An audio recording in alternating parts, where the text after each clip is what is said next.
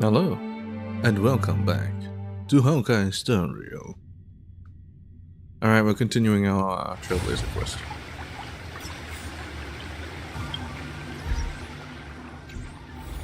I've been farming this this hunt thingy. Oh, every time I turn it up. Hopefully that's what March needs. Otherwise I'll just be wasting my time. Alright, let's go. By words of many. Seat of divine foresight. Alright, we change our party again.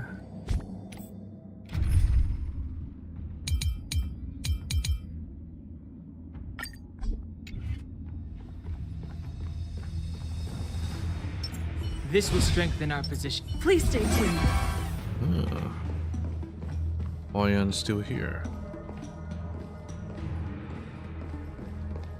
And Yun Li. Hello, Yun Li. Oh. Earlier at the Palace of Astral, I introduced these guests from the Astral Express to you, Elder White. But with all the people around, we only exchanged pleasantries. Now, I'd like to officially introduce them to you.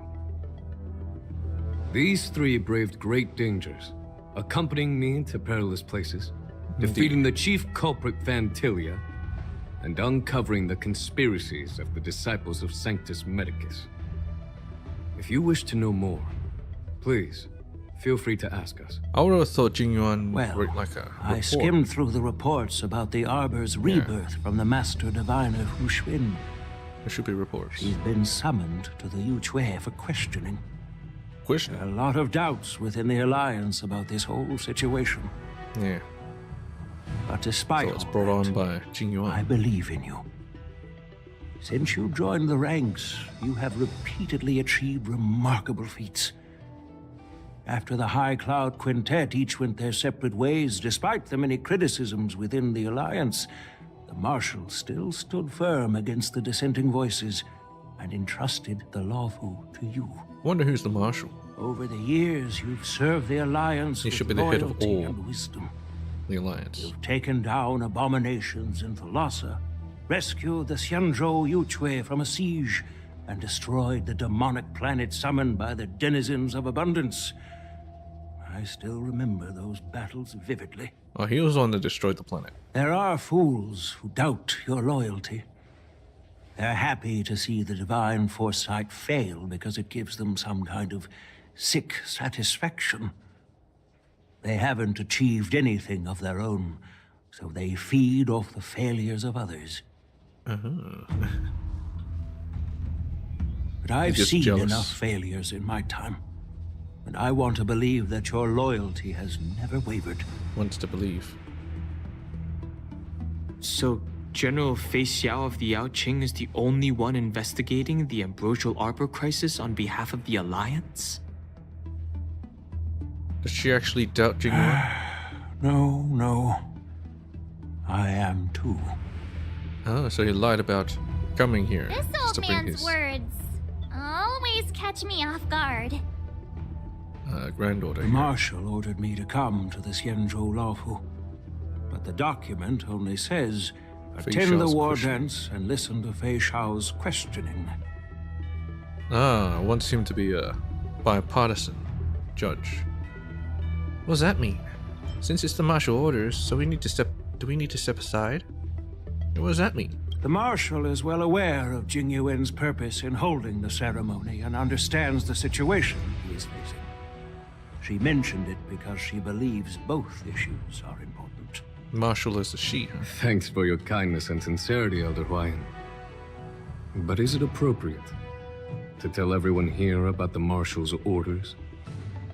By introducing the Express's witnesses to me alone, aren't you aiming to discern the intentions behind both my actions and Fei Xiao's?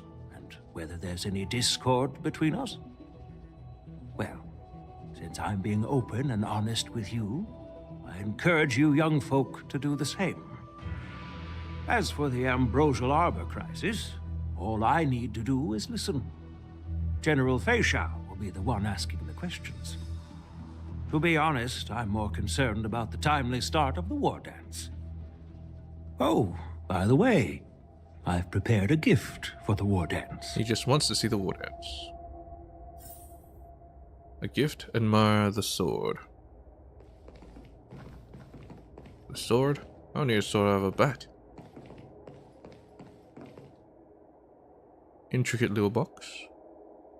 Wonder if there's anything special about the design of it. Probably not, right? Yes, it's this case right here. The case gleams with a muted luster, crafted from a material neither wood nor metal. Neither wood nor metal. Ambrosial arbor stuff. Kinda like Jingyuan's weapon.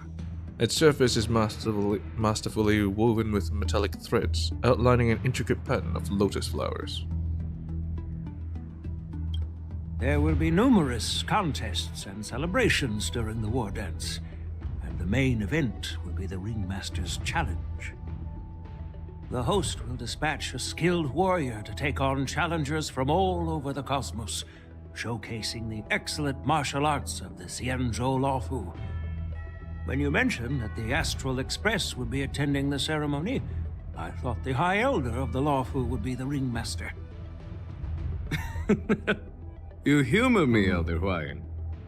The healer lady is just a young lady who knows nothing about martial arts.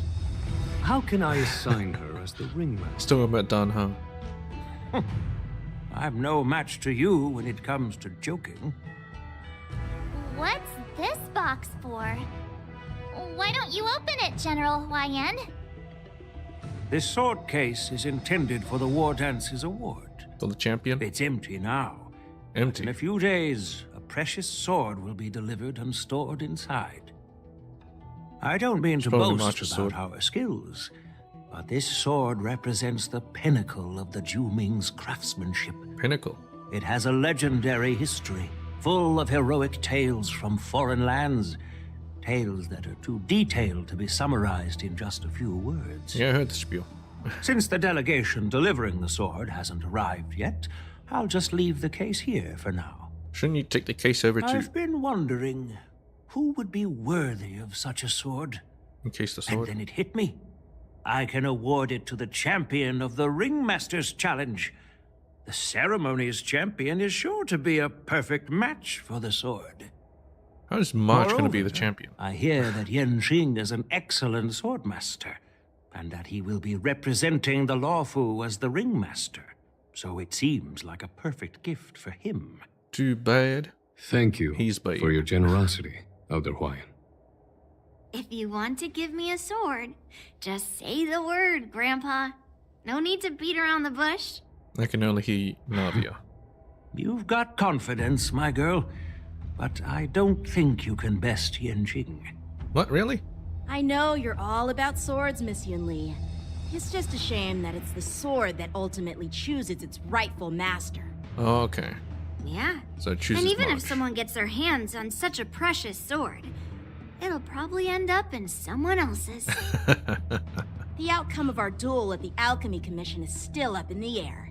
Since you're interested, why don't you represent the Xianzhou Juming and challenge me in the ring? She can't be the best swordmaster in Jumi. Exactly what I had in mind.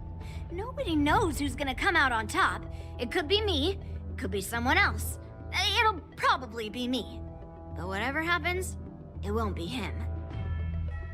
Looks like Fei Xiao was right. It'll be either death or disaster when these two clash.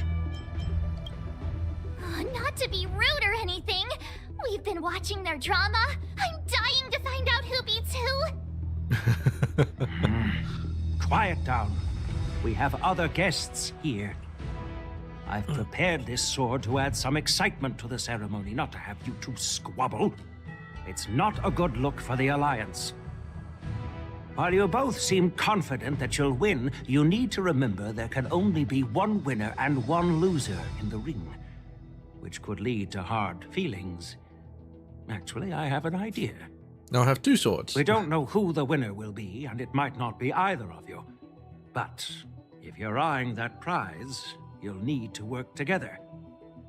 I want you to take on an apprentice who will take part in the war dance and win at least one match.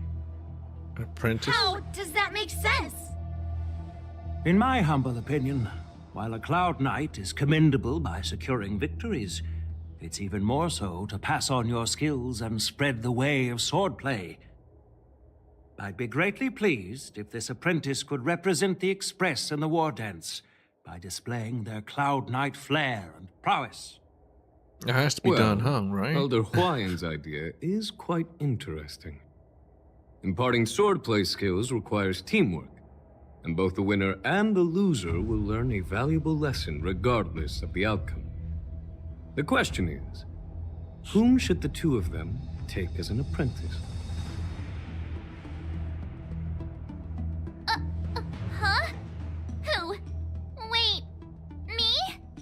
Why, March? I noticed just now that Miss March seemed quite interested in the outcome of your sword fight. So I thought, why not teach her the art of swordplay? Wait, are you serious, General? Why am I being dragged into this all of a sudden? I've never practiced swordplay before. I'm a total newbie. Yeah, she's an archer. You really think I can learn it? Well, you'll probably realize I have no hope and give up on me. And that'd be so embarrassing. Why don't you choose Dan Heng? Why don't you choose me? Just accept your fate, March. Yeah, accept your fate. Isn't this a perfect chance for you? I remember you mentioning that you wanted to learn some sword moves. Yeah, I did say that. But this is all happening so quickly, don't you think? Miss March is like a piece of jade in the rough, just waiting to be shaped. The war dance is the perfect opportunity to see what heights she can reach. I appreciate your kind words, General YN. But won't teaching me swordplay be a waste of Yanqing and Yunli's time? They should be preparing for the ceremony. Plus, I heard that each swordmaster has their own special moves. What if they let something slip while teaching me? If everyone knows each other's tactics, won't that make it hard to catch people off guard during the war dance? That's considerate of you, March 7th. But don't worry. It'll take you at least a decade of hard training before you can even start learning special moves. A decade? No need to freak out. We don't have a decade. Dooming swordplay tricks will mean you'll be more than equipped. Really? Looks like March's curiosity has been piqued. The whole point is to know each other's moves. Defeating your opponent in just one move? How boring would that be? Plus, Yeah, that's so boring. really decides a swordsman's fate isn't some special move. It's the solid fundamentals. So Miss Yunli has already agreed. What do you say, Yanqing? General, I haven't graduated yet. How can I be qualified to teach swordplay to others? Who's he learning from So anyway? you're admitting your defeat, huh? Wouldn't his teacher be the best swordmaster? Not even confident to teach. Why don't you let me be the ringmaster instead? Yanqing, teaching an apprentice is also a way of honing your own skills and gaining insights. You've been an apprentice for years. It's about time you looked at swordplay from another perspective. I see, General. Then count me in. Now that Yanqing has agreed too, it all comes down to Miss March giving her nod. It's up to you to make the final decision, March. Time for you to become the best swordmaster on the Express. It won't be a walk in the park, that's for sure. It's all up to you, though. Best swordmaster, yes. At least that way, I won't have to worry about you accidentally shooting me in the butt all the time. Hey, I've never missed my target. Yeah, when you don't aim. I'm on board. Thank you for your kindness, General YN. Great! Starting tomorrow, Yanqing and Yunli will teach you the basics of the Cloud Knight's swordplay. Yunli and I will head out and purchase some sword practice equipment for Miss March. Think of it as a little initiation gift. You're too kind. Wait, you're giving me a gift? Shouldn't it be the other way around? Just accept it. Huayan, smiling silently, soon departs to your divine force with Yunli in tow. General Huayan's gone. Wait, why does something feel off about what we talked about? About what we talked about? What did we talk about? You're just learning sword moves from Yanqing. I think we strayed off topic. How did things even get to this point? Well, Yeah. we were talking about I brought him you here because observing the general said he had some important matters to discuss. the But questioning. how in the world did Yun Li and I suddenly become Miss March's swordplay mentors? Because General Huayan wants us to stick around on the Luofu for some time. But we will. We're watching the war dance. But aren't we here to attend the ceremony anyway? Indeed. But from his point of view, we're no different from all the other tourists who may leave at any time.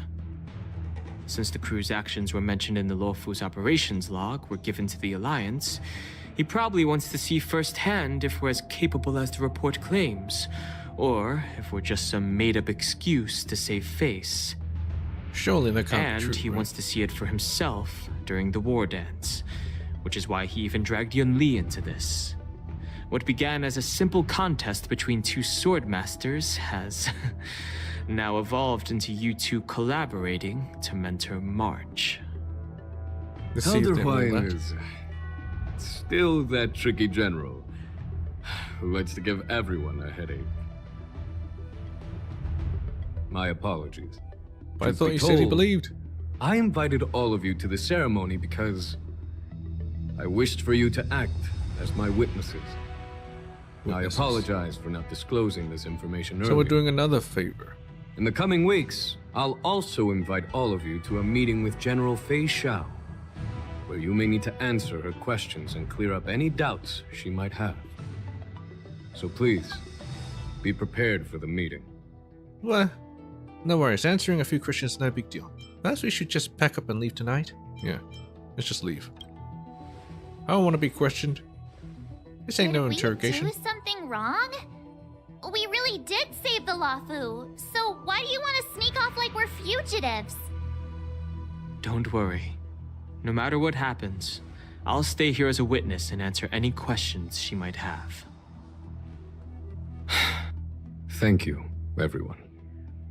I guess a sizable reward for this. General, I know there isn't much I can do to share your burden, but Just teach March Hmm? and showcase as the Luofu's Luofu abilities. ringmaster, I won't let anyone defeat me in the war dance.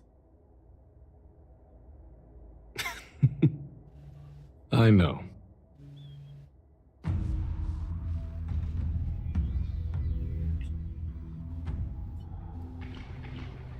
In Orm Alley, Fei Xiao meets her old comrade in arms The who... illustrious Merlin's Claw waiting for me. call. There she And for is. so long, too. It's quite an honor. It's been a while, General Fei Xiao. It's been 30 years since we last saw each other. Right, Yukong? Just a few Yes. hours' time. Back then, you were the vanguard of the Yao Qing's Verdant Knights, and I was a pilot of the Luofu's Rainbow Orbit Fleet. Who would have thought that upon meeting again, you'd be a general, and I'd have given up flying? Really does feel like a lifetime ago. Well, I wouldn't say I haven't seen you in 30 years. After all, your great victories are announced through the Yellow Bell resonance system every I'm day. doing okay, Julian. So I'm well aware of your great feats.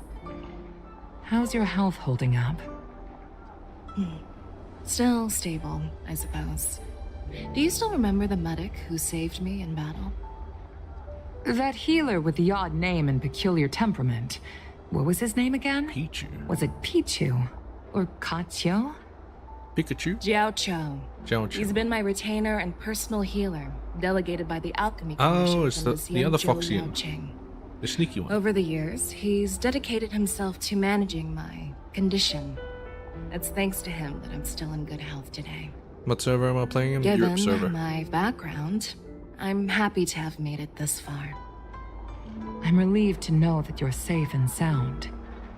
Well then, since you and Elder Huayan are here, I imagine you must have received orders from the Marshal? As your friend, may I ask how the Alliance intends to punish the General of the Lawfu? Even The Yukong's Arbor's well aware. rebirth has frightened the elders who lurk behind the scenes. They fear the resurgence of abominations, much like what happened 30 years ago. Although the report from the Lawfu explained all the details, we don't know if the Ruin Legion really invaded, or how exactly the Stellaron Hunters and the Astral Express became involved. This puzzle has many missing pieces. As you know, the fugitive Jing Liu, who mysteriously disappeared many years ago, has resurfaced. This time, she has brought along an Outworlder and a coffin, claiming to offer the Marshal a method to fight against the Eons. The Lawfu Preceptor has also leveled accusations against Jing Yuan for neglecting the Alliance's principles.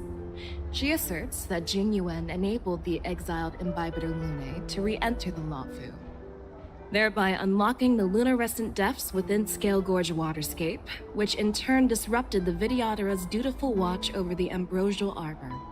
But that's how they were It able to is for fix it. these reasons that I have come here to the Lawfu today. Well, duty calls. Perhaps I shouldn't have mentioned all of this to an uninvolved person, but since we once fought together, I didn't want to keep you in the dark. Perhaps pretending you didn't hear any of this would be for the best. I understand.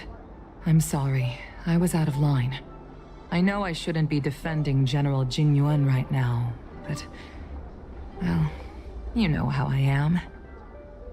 The Lawfu has enjoyed centuries of stability since the end of the sedition of Imbibitor Lunae, much of which can be attributed to General Jing Yuan's masterful strategizing. Unfortunately, for long-life species, enduring through the ages always culminates in a failure that undoes all previous achievements. A moment that our adversaries relish. Yeah, one That's mistake true. can stick with you for a lifetime. And that's why I'm also here for another purpose. To visit Hule. Who? Hule? You mean that Hule? The Borisin Warhead? Borisin The Warhead. same Hule who has been imprisoned in the Shackling prison for over 7 centuries? First time I've heard of this The Hule. nemesis of the Foxians who will never be forgiven and shall be imprisoned until the end of the cosmos. I can't quite remember the exact wording, but yes, the very same Hule. What do I think about Fei Xiao? Usually, only emissaries from the Xianzhou Yaoqing Skyfaring Commission Not much, I visit guess. him once every century. Why do you have to visit him now? I'm not of sure all if I'll times? even pull for her. The Foxians and the Alliance made a pact to combat the abominations, aiming to achieve justice and free their kin. That werewolf monster is Maybe she to ain't be even my forever type. imprisoned in the dark recesses of the Shackling prison, facing unending retribution. Given the situation on the Lawfu, those on the Yaoqing are concerned about Hule's imprisonment. I'm afraid that the routine visit every century is no longer sufficient to ease their concerns. That's why I was sent here, to reassure them. It's all bad news. Yeah, it's all bad news. I mean, her design is... it's actually pretty standard, so... yeah, for me, it's pretty mid. Maybe if she had a tail, might have been better. But yeah, nothing stands out to me with her. Well, not everything. There might be a silver lining. Oh, by the way, I found some clues about the thing you asked for. Tell me more. The eyes are striking, though. The Verdant Knights followed the route you mentioned and discovered the wreckage of the Whistling Flame ship. Unfortunately, there were no survivors and no cargo. However, someone had already been on the scene before we arrived. Our people? Or someone from the IPC? No, Accent. neither. Yukong, have you heard of a Ron May. person named Ron May? Also, the Whistling Flames, I believe, is like, she's hinting at Ting Yun. After a day of running around, you finally arrive at Petrichor Inn for a well-deserved rest. This night, your restlessness from reading the general on the bustling ground before the war dance keeps you from falling asleep.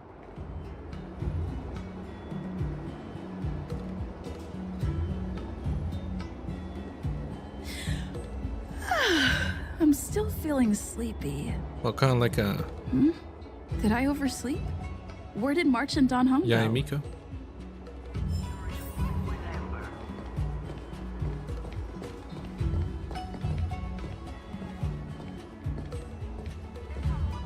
Are they listening to a story? There you are. Well, you here too, Yanqing. What kind of master waits on the apprentice's doorstep? March, show some respect to your master.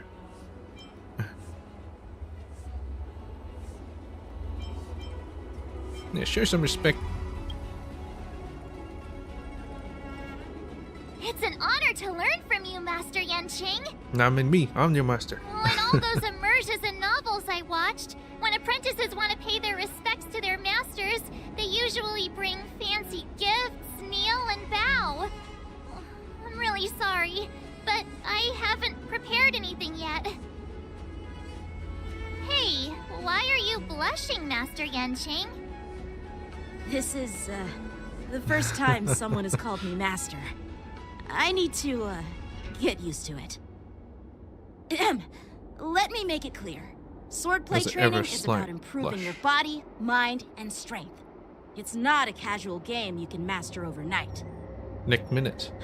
I promised General Payan that I'd teach I'm pretty sure she mastered swordplay it pretty quickly. so you can participate in the war dance and defeat at least one opponent.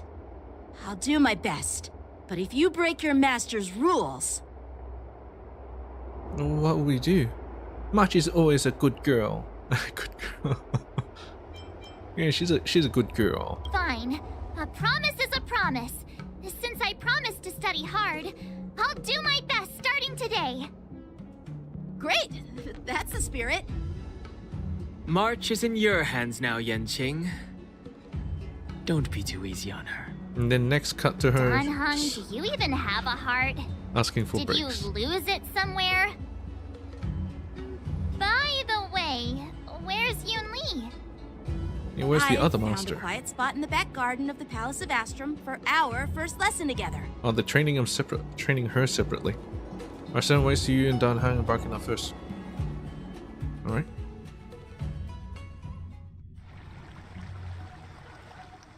Seriously? It's the first day and you two are already late? Why is everyone on the Luofu so laid back? So disappointing. Master Yun Li, you're already here. Sorry for keeping you waiting.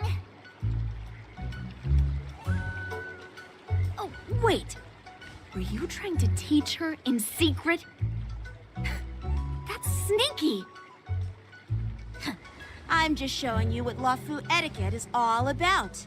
She might be my apprentice, but it's customary for the master to personally escort their apprentice to the place of learning. Is it really? As the host, I'll be teaching Miss March the essence of Luofu's swordplay, after which she'll emerge victorious in the war dance ring. You won't be complaining about Luofu's swordplay then. Stand aside, rookie. Let me show you how we Zhu-Ming sword masters treat their apprentices. Quickly, over here, Miss March. This is a reverse mentorship gift from me to you. I hope you put it to good use. Yeah, this is your uniform. What's this? Xianzhou clothing? It's so beautiful! Sword practice requires precise movements. This outfit is tailored to fit perfectly and allows for smooth movements.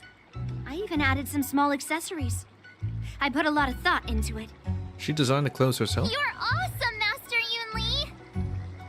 See? Thought she's meant to be a blacksmith, not a See? tailor. How can you compete with me? I'll teach March 7th the essence of Zhu-Ming swordplay so she can win the contest with my sword skills. All you do is show her some Actually, fashion. I've prepared something too. A sword. Huh? You have a gift for me too, Master How can you Yanqing? practice without a sword? Since you want to learn swordplay, Miss March, Exactly. you'll need suitable weapons. So, I went out of my way to prepare a pair of swords overnight. Unfortunately, It feels I like the didn't roles have are time reversed. to ask the craftsman to customize the swords for you. But I did my best to choose ones that look nice and are suitable for a beginner. I hope you like them, Miss March. Thank you, Master Yanqing. Bet you didn't see that one coming, did you, Yun Li? The real competition is just getting started. I'm pretty sure it's already began. I'm so lucky to have two great masters. But why does it feel like things are getting a bit weird? Would they even be able to teach her? They're just trying to one-up each other. So what do you think, Masters? Does this outfit suit me? Perfect. I chose it carefully. It's perfect for beautiful young swordswomen like you and me.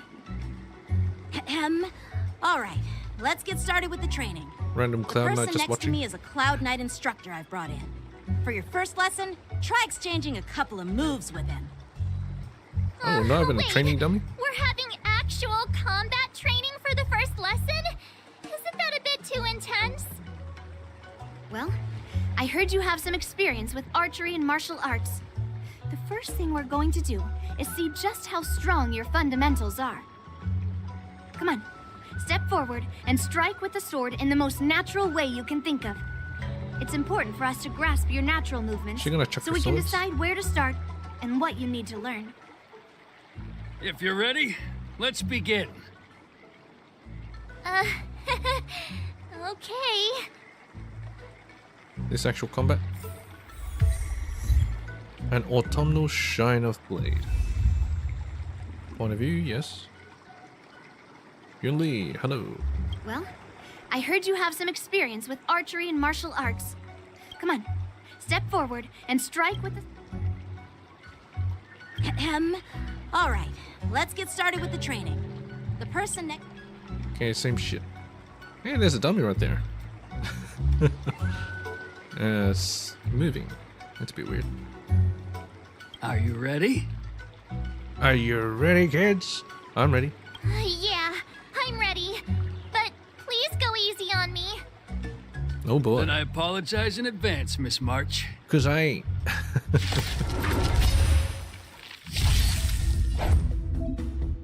No rush, Miss Marsh. You're saying, yeah, whatever. Give me some. Please have some tea. Pay close What? attention, Miss March. Lawfu swordplay is all about being swift and agile in your movements. Strike with heart! Yes, you! Ignore him. Strength is everything. Right on time, like this. Well done!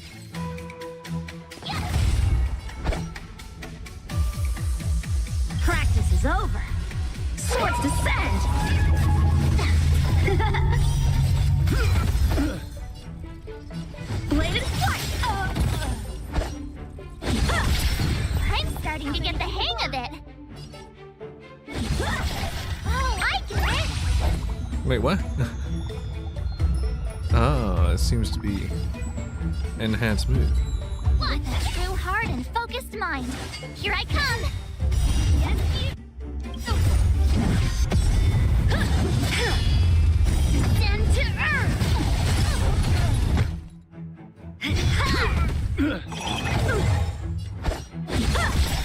Ready to shine. A one-time enemy! Within the self, not the sword. Time for swordplay! Melt. Practice is over. Swords descend!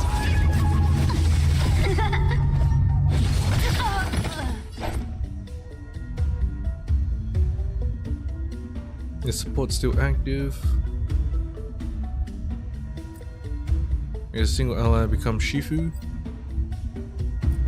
Using basic attack or dealing enhanced basic attack on! damage. Let me fight. Additional damage based on Shifu's type. Extra damage from considered attack. Yeah! Time to show you what I can really do. Azure Dragon, White Tiger, Lescard, what's this? Mountain What are you mumbling about? Isn't this sword technique? Shouldn't I be saying something cool? Right! How many can you block? Bladed Flight! Oh, I get it! Alright, check out this move! She can use blade waves. I didn't expect the first lesson to be so intense. Miss March has quick hands and a flexible body. She's a perfect fit for practicing Lawfu swordplay. However, she lacks strength, and her strikes were a bit unfocused. But don't worry, that's totally normal for beginners. Do you Eidolon to Once fix she that? starts practicing Juming swordplay, she'll make heaps of progress. Given the situation, I believe Miss March should start by working on her Strength. Seriously, do you actually know anything about swordplay, or what? I could ask you the same thing. Dual swords require agility. So what's more important than footwork? Luck. Always put it in Instead luck of step. focusing on her strengths, we should address her weaknesses. The drawback of wielding two swords is not generating enough force. What good is being quick on your feet if you don't have strength? It's not like we're dancing here. Or maybe she is. Skilled sword masters know how to play to their strengths and work on their weaknesses. Start with what you're good at, then tackle your weaknesses. That's the right way to learn. You're quite the theorist, huh? Theorist? You claim to be able to talk to swords. So what does that make you? A lunatic? Hey, it's only my first lesson, and you're already arguing. Come on, calm down, Masters.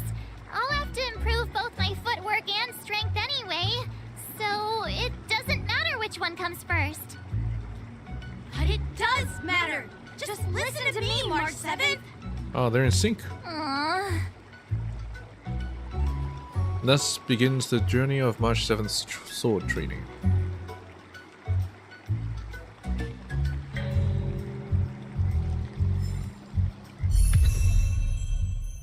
Tread on a brand new path. Hunt. New path unlocked. I can switch them. I'm gonna transition. It's pretty nice.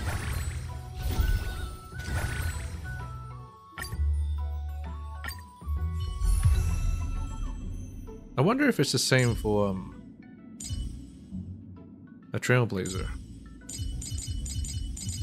Wherever they are. I want to switch. Yeah, it's this. Not as good as much, I'm afraid. Where is she again? There she is. Details 8080. Light cone.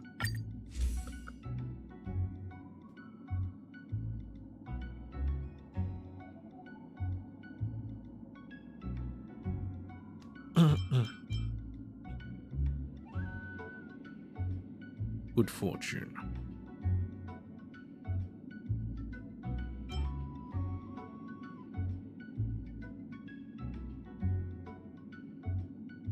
Dispel buffs.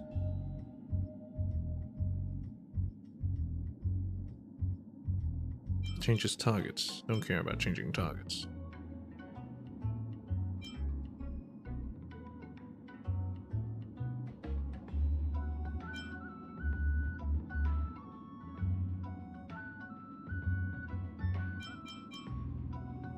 Alright, just have a final victor.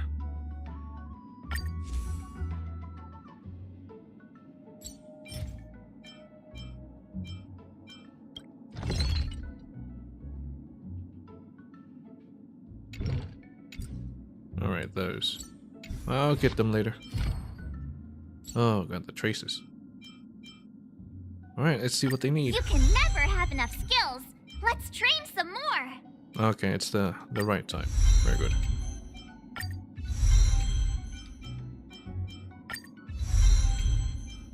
You can never have enough skills. Let's train some more.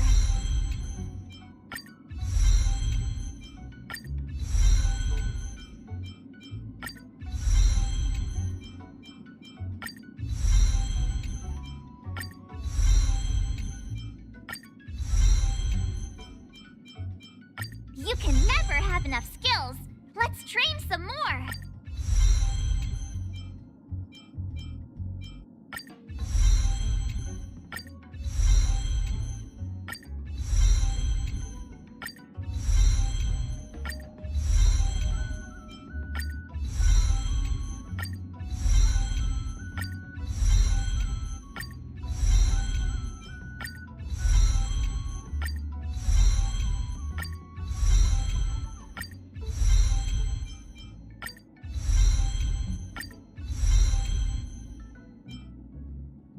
Yeah, let's forge these.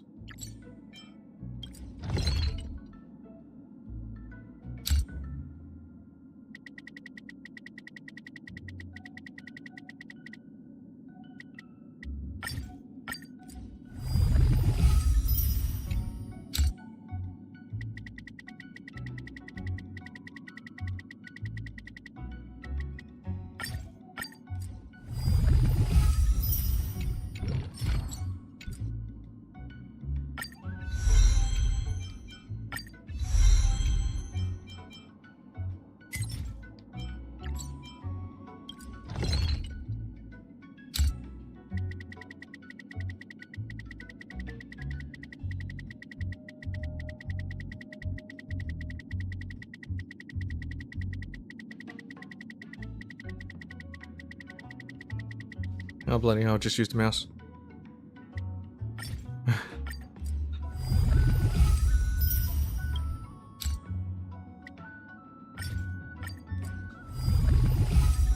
Alright, that'll do.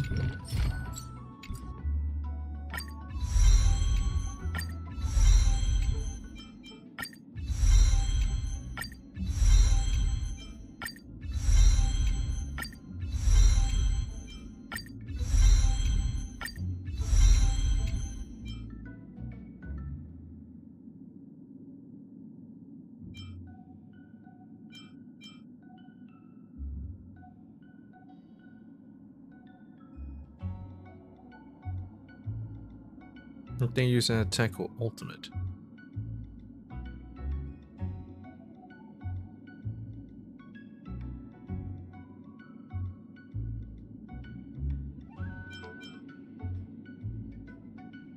Increases Shifu's speed by 9%.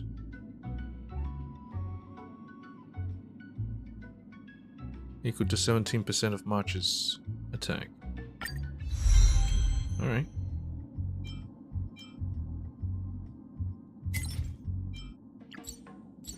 I need to farm some more of that. Relics.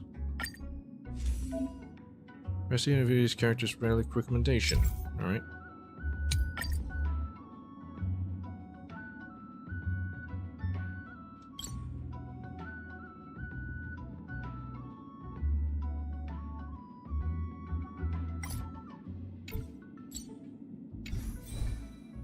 Recommend gear.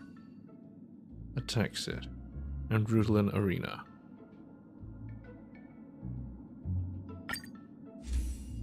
I mean, maybe.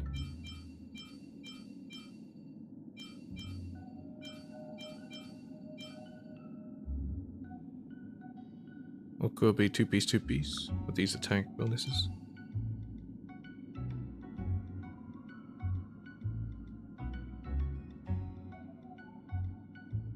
But this increases speed as well, so that's pretty good.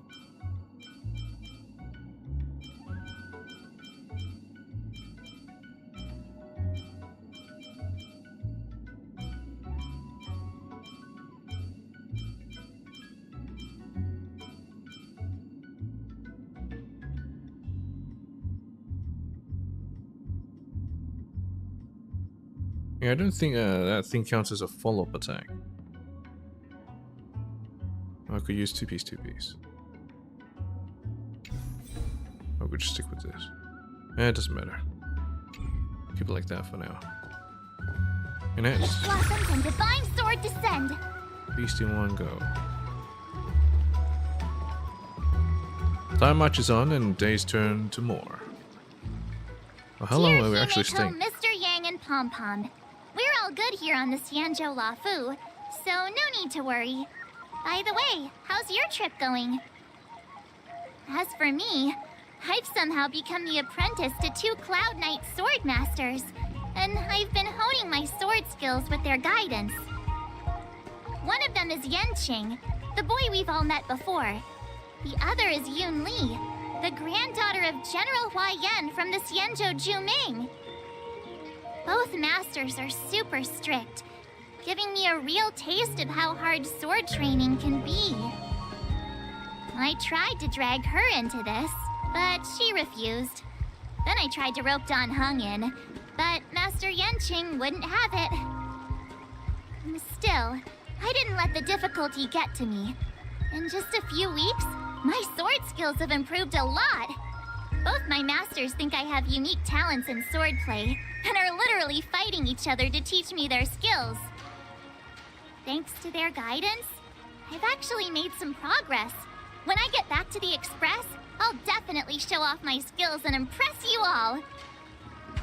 Looking forward to your reply. Yours, March 7th. So how long do we actually spend here? Fly by in the delve as the war dance fast approaches. So the war dance was like months away? Or a month away? Strict supervision on 2 masters matched them trains tirelessly, almost developing tennis elbow. That's no good. On that day, after the sword training. Well done. Let's call it a day.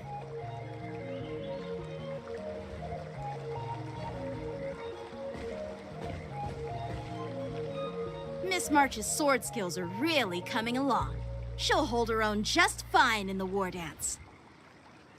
Maybe I have a chance at defeating my masters? Just watch, I'll win the fight when the time comes. Yeah, defeating my masters. Perhaps I might have a shot at beating both masters in the ring? Yeah, both of them at the same time.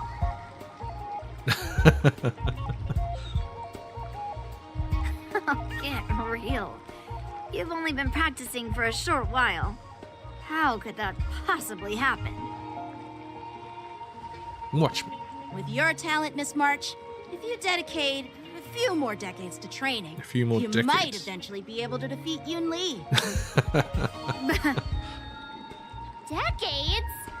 But I'll be an old lady by then. No. Maybe she's a long-lived species. March 7th has actually become a pretty decent swordmaster in such a short time. Now I understand why Grandpa always had a grin on his face while training me. Are you sure he wasn't laughing at you? Oh, shut up. Always with the quips. It's all thanks to your amazing guidance, masters. Miss March, you're really getting the hang of wielding dual swords. If you're keen on advancing, trying out different Xianzhou blades could improve your touch. Oh, let me see. Which sword is the most powerful? Single sword? Great sword? Or maybe a flying sword? What about flying greatsword? There's no such thing as the most powerful sword.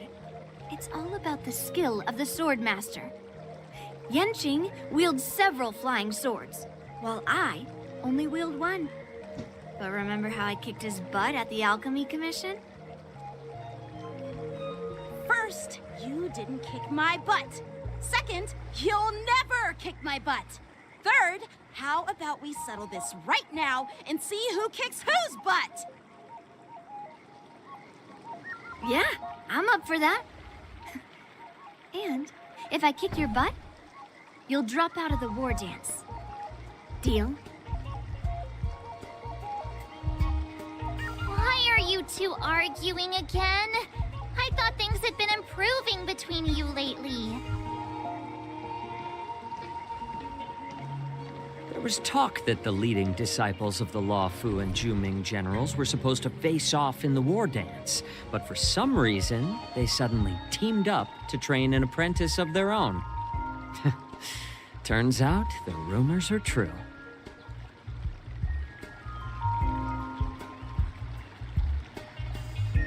Tomorrow is the big day of the war dance. Shouldn't you two be focusing on honing your skills instead of teaching swordplay here? You're... Oh, that's right!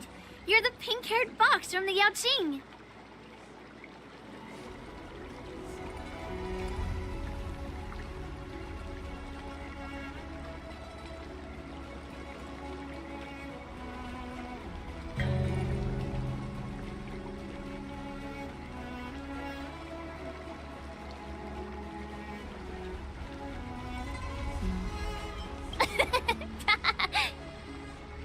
What are you laughing at?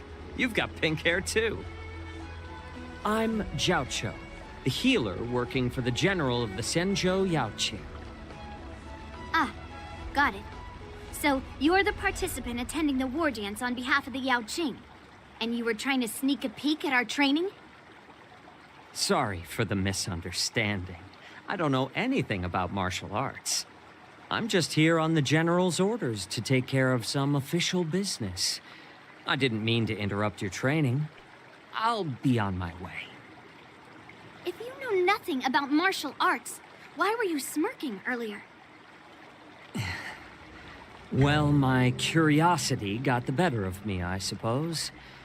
When I heard Miss March's pondering about what to learn, I couldn't help but wander over. Maybe he's a master From sword my master. professional experience, cleavers, slicers, chopping knives, and carving knives are all just tools. Kind of like frying, sautéing, boiling, and deep frying in cooking. Is he a They're just chef? ways for people to show off their skills. How you use them really depends on the ingredients you're working with. You talking about It's like ingredients as in your March? sword teaching methods. If you align your ingredient, in other words, your apprentice's natural tendencies, with the right cooking method, by which I mean the teaching method that best suits her, she'll make double the progress in half the time. For example, golden eggplant tastes best when fried, cloud peppers when stir-fried, and yellow boulder beef when simmered. It's all about discovering the nature of the ingredients. Apprentice. I'm getting hungry. I'm getting really hungry. All this talk about food is making me hungry. Are you a healer? Why are you talking about food? He heals with food. Well, it's just a metaphor.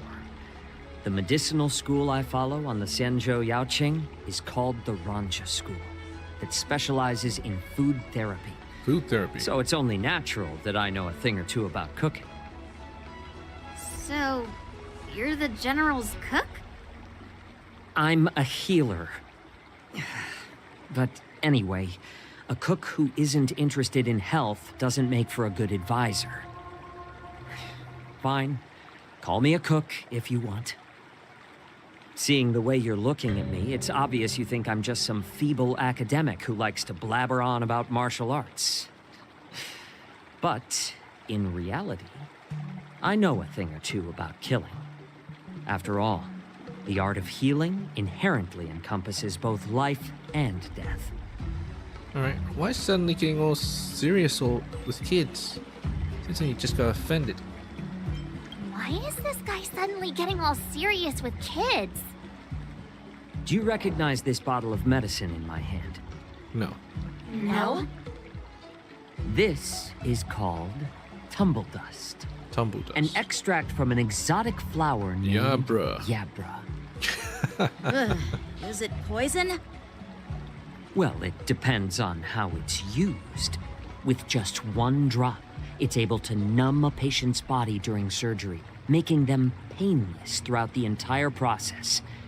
However, However, increase the dose or the potency, and it'll slow the metabolism, making the blood thin and resulting in the loss of all senses. Even long-life species cannot escape its effects. Wouldn't they just regenerate? This thing can save lives or take them. It's more powerful than the swords in your hands. So he's a poison master. That may be so, but still, I prefer settling things with a sword than, you know. Poison master march? Let's do it. Looks like I did get you all wrong. You're not a feeble scholar, but a sinister and despicable one. Hey, why the insults all of a sudden? I'm just sharing some medical knowledge here, not persuading you to poison anyone. Seems like you get real excited when talking about poison. I can't tell if that's an honorable thing or sinister. Definitely sinister. Picture this. 2 individuals.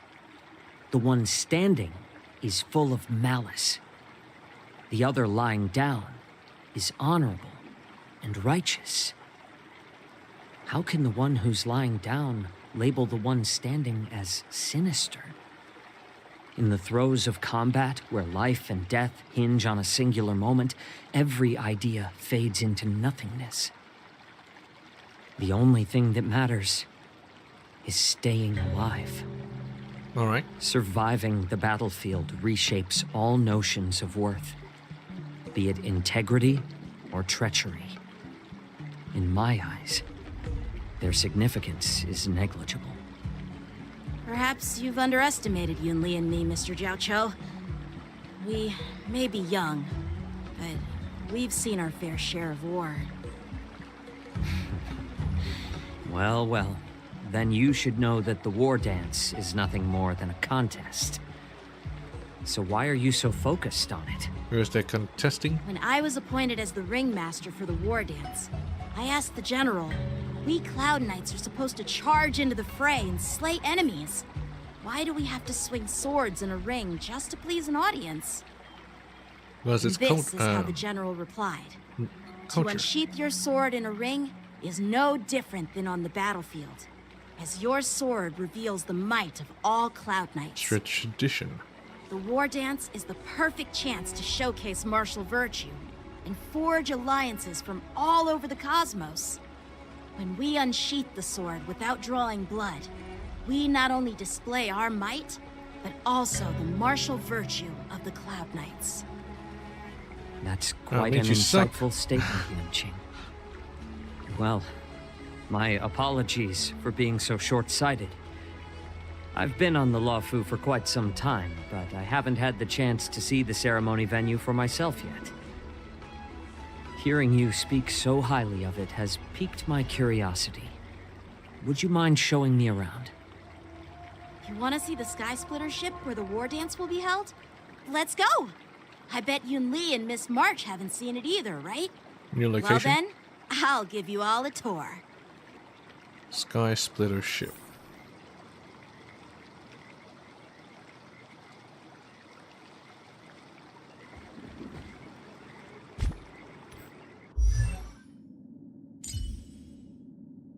Damn it, why does it keep doing that?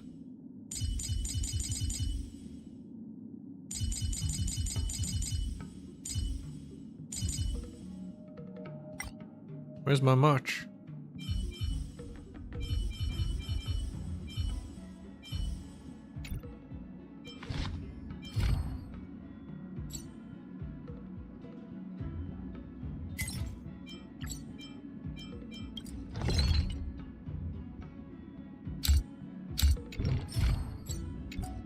Yeah, that's the extent I can do it anyway.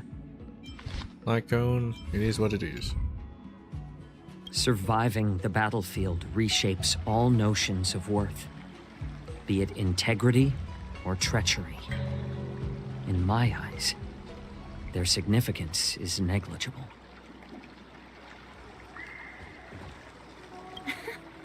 Can you believe it? March 7th has actually become a pretty decent swordmaster. Man, they keep saying the same shit. Let's go. I'll give you a tour of the Sky Splitter. Head.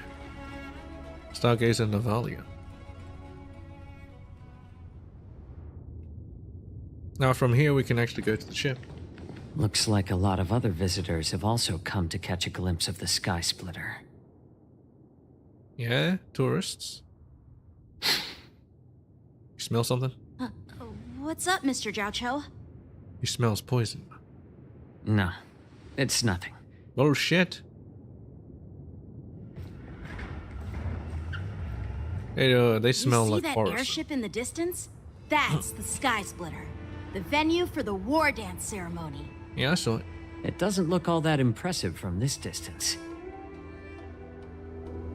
Apparently it's not as big The as Sky the Splitter Radiant is actually a Feldstar. decommissioned Luofu military vessel. People aren't allowed on board until the war dance officially commences. Tomorrow, when the bell rings and the ceremonial cannons roar, I'll be there representing the Cloud Knights of Xianzhou Luofu, standing in the ring, ready to take on challengers from all over the cosmos. Since I was a kid, I've been training in swordplay and the art of war under the general.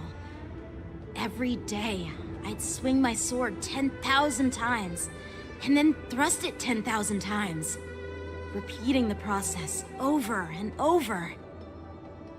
I understand that I'm not like other kids. I never envied the toys and freedom they all had. I never found sword practice boring or hard. Even in the thick of battle, facing down savage abominations, I never felt scared. Each day, I could feel myself getting stronger and stronger, and I racked up countless victories. It's the best feeling in the world. But then, I faced a really tough opponent, and just one slash shattered my confidence into 1,000 pieces. Qingliu. That's when I felt true fear for the first time. Maybe that's what Mr. Jiaoqiu meant by life and death hinge on a singular moment. Every idea fades into nothingness. After that, I had to pick up the pieces and try to put myself back together. But no matter how hard I tried, He finally got beaten. I couldn't seem to find my old happy self again. Jing Yuan's probably beaten you, but you I know. often ask myself, why do I wield my sword? If defeat is inevitable, why do I continue to fight? Why is he going Is to the it to path of reclaim the nihility? joy of victory? To meet the general's expectations? Or to secure my honor among the Cloud Knights? What Qingliu asked. While the general could teach me the art of swordplay, he couldn't teach me why I should keep on going. He said the reason must come from within myself. I've been struggling to find that reason. But after talking with you, Mr. Jiaoqiu, I think I already have that reason in mind. As a member of the Cloud Knights and the General's apprentice, I've had a weight on my shoulders. And I know there's still more to shoulder. But when I wield my sword, it feels like I'm letting go of everything. Man, this is a pretty long monologue. I love the feeling of giving it my all, facing any obstacle in front of me, pressing forward. That's why I wield my sword. Oh, Yanqing. So young, yet so grown up. By the way, how old are you exactly? 200 and something. Age doesn't really matter. Ah, All of course they won't tell you swordmasters that will age. understand how I feel. I get it. Looks like all the kids on the Luofu live tough lives.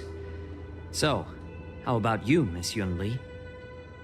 It's Why do not you wield the polite sword? to ask a girl her age, no matter which Xianzhou ship you're on. Oh. I'm not asking your age. I'm asking if you have a dream like Yanqing has. You don't talk like a cook. You sound more like a TV host or something. They have TVs? Need I repeat myself again? I'm a healer. Well, I I don't have a dream like Yanqing does. The only reason I'm participating in the Ringmaster's Challenge is because I made a promise to my grandfather that I'd win the precious sword he's contributed to the war dance. Sounds like that mind of yours is just filled with swords. No, she's from the...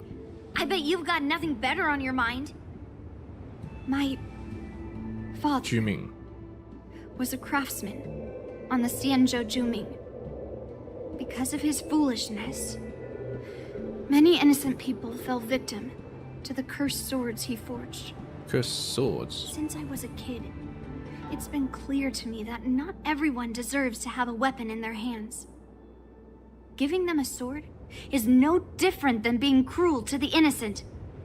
Here, So, right here, folks. Whenever Gun I come control. across someone unworthy of a sword, I can't help but want to take it away from them. That's true. Given that Yanqing is the war dance ringmaster, I'm stepping up to challenge him. To ensure the precious sword doesn't fall into the hands of an unworthy master. Hey, what do you mean by an unworthy master? Me you. I see. It's not easy for kids on the Juming either. Maybe she's a special case. Well, it's better to have a reason for wielding a sword than to be lost and confused. I've saved countless Cloud Knights in my life, and there are plenty of exceptional warriors, just like the two. Is he gonna outsmart? you. What happened, Mr. Zhao Cho? Oh, nothing. I was just reminded of some old friends and old tales. Judging from my professional perspective as a healer, both of you possess remarkable vitality. Your energies flow like raging fires and mighty gales. The upcoming fight will definitely be impressive. Well, we've seen the Sky Splitter and toured the Stargazer Navalia. I thought we would actually see I it guess it's closer, time but to you know, say whatever. goodbye for now. What? You're leaving already? But you haven't asked me about my dreams. I've been working hard too, you know.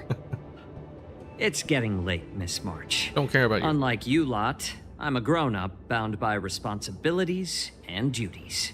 The tasks entrusted to me by the General won't complete themselves. Unlike you, I got something By the better way, to do. Yanqing, is it normal to have so many people wandering around in an automated area like the Stargazer Navalia? Yeah, it's fine. Actually, Look at security. This is a restricted area. But since you're all guests, I made an exception, so you could take a look around. I understand. Well, I'll take my leave. He's asking about the I early wish you people. both the best of luck in the ring tomorrow. Ones that smelled like Boris. Zhao Chu waves and then leaves.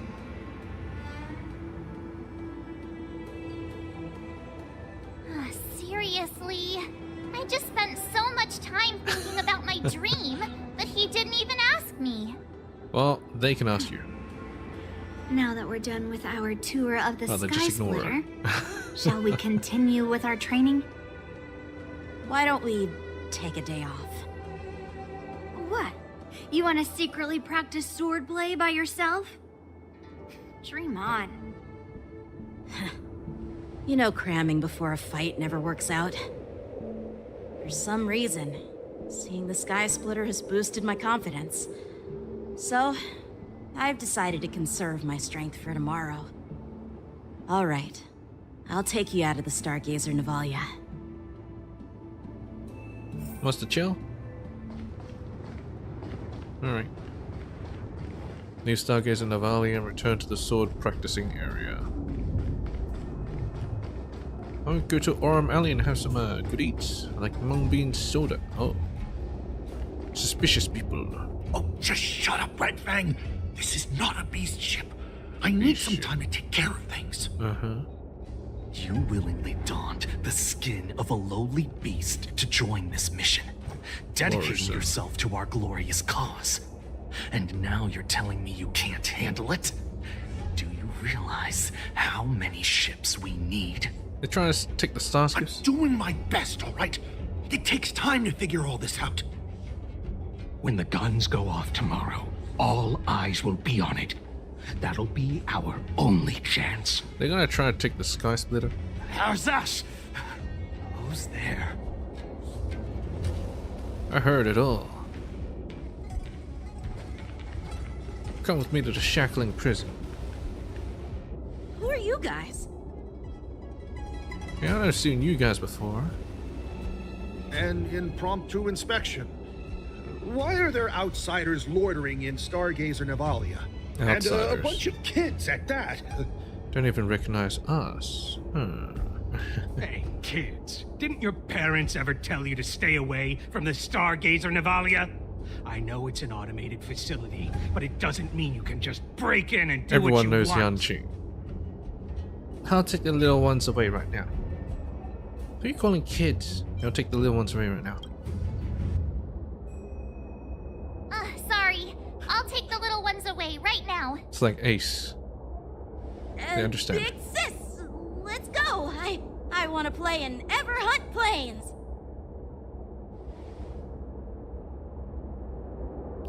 Yunli, you get it? Everhunt Plains? Yeah, sure. Big sis will take you there. Where's Everhunt Plains? Shuha! You should have let me. Eat them. The overhaul is done, and everything looks good. We should leave. How could we just let them escape?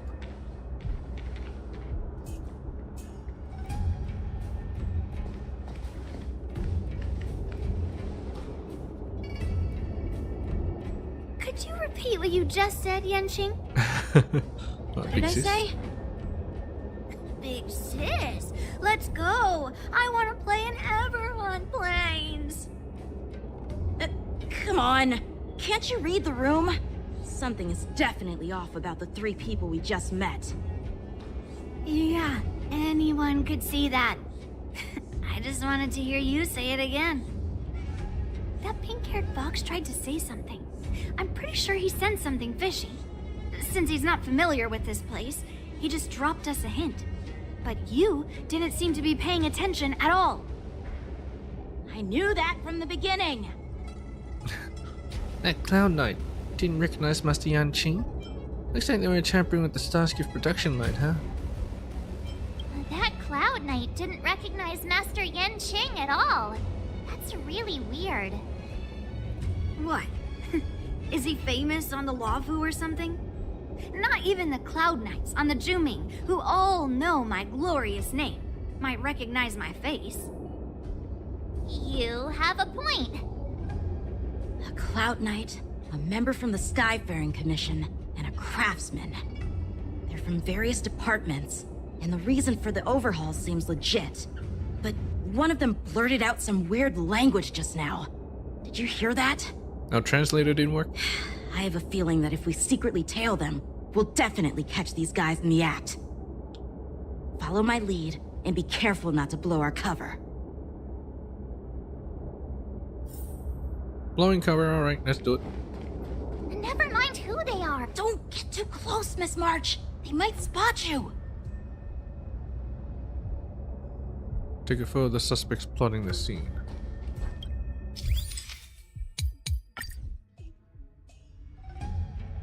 Full-time zoom.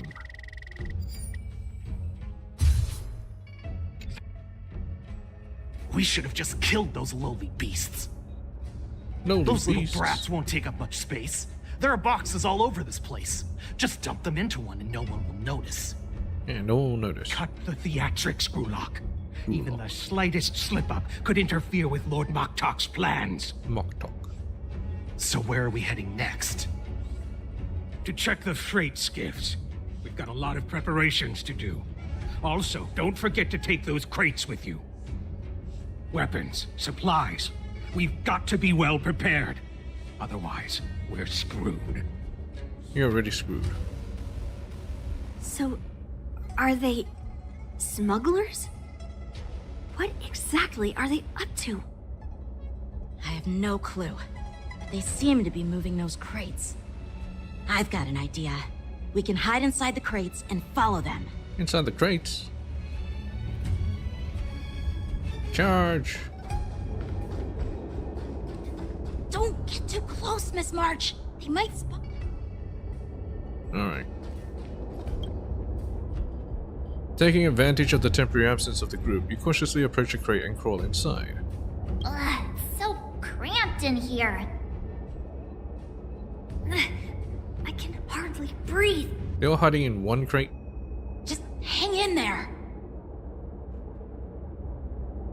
You hear footsteps pacing back and forth beside the crate. If someone were to open the crate at that moment, they would certainly catch you in there in your ridiculous hiding position. Fortunately, that doesn't happen. Yeah, just playing hide and seek.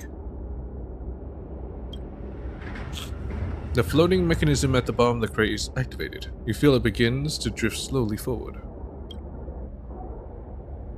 After what feels like an entire amber era of holding breath in silence, you heard the sound of the crate touching down. Let's just put the cargo here for now, all right? Then we'll move on to inspect the ships.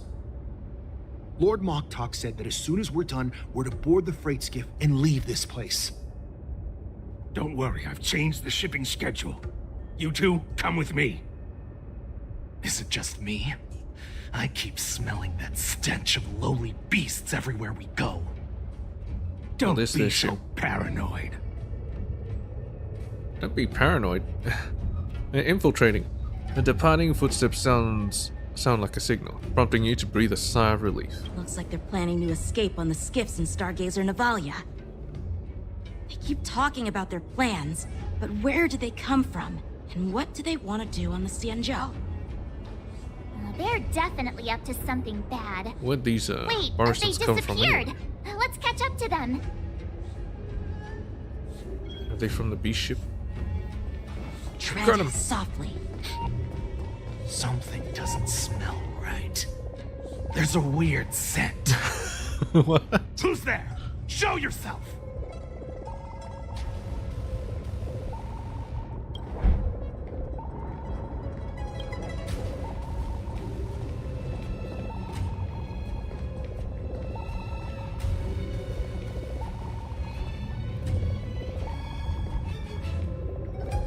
Watch out! They're on high alert!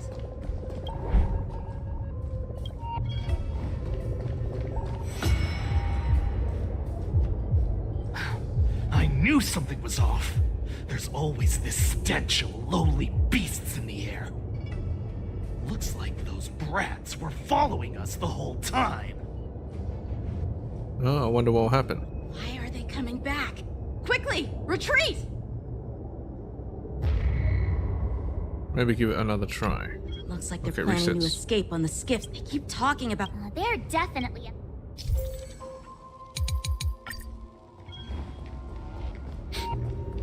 Something doesn't smell right. Don't get too close, Miss March. They might spot you.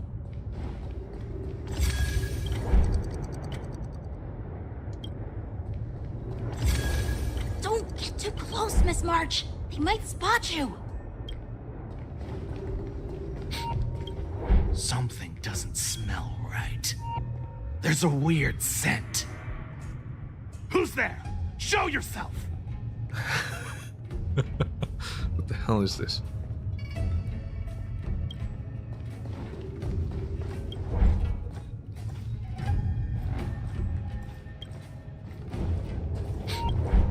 Something doesn't smell right. What? I knew something was... Oh, God damn it. Looks Really? like they're planning to escape on... Wait a second. Something doesn't smell right. There's a weird scent. Who's there? Show yourself! Hurry up. You can't see me.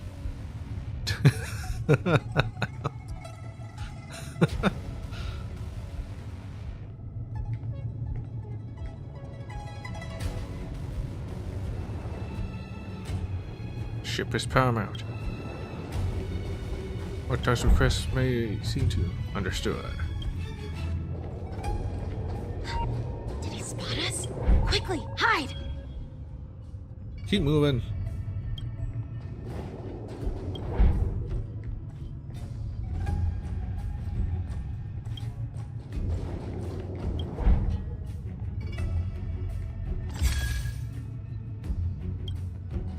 Watch out! You're on high alert! Wasn't he the guy that said don't so be paranoid? We're running out of time. Get over here! Shuhard, I'm coming! Alright. He's apparently coming. Leaving. We should catch up. Did he spot us? Quickly, hide! Stop being so paranoid, you son of a bitch. Watch out! They're on high alert!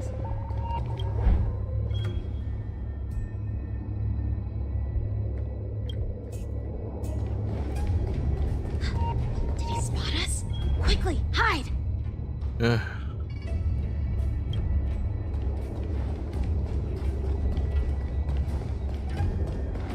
Watch out! They're on high alert!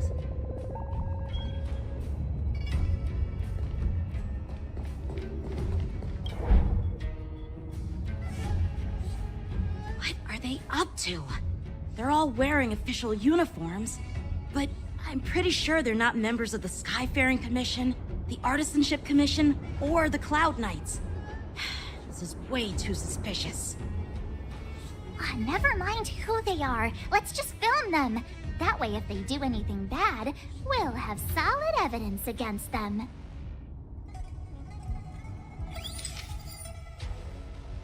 Three times. Alright.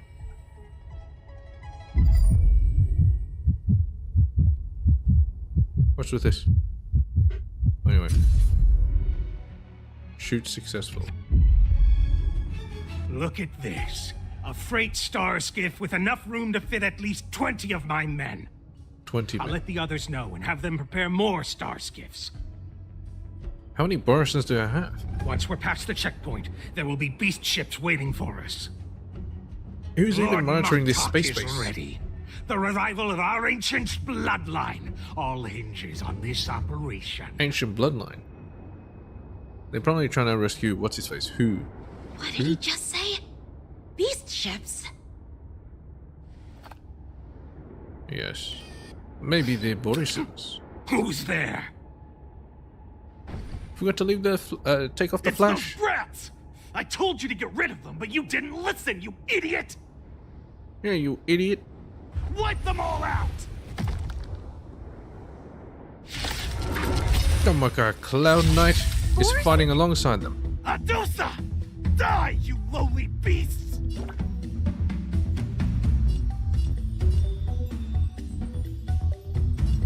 I guess there's added benefit with him. Here you go, Master! Going faster. The truth of Now life break. and death, revealed in an instant. Yeah, break these The guys. sanctuary is but a vision. Break!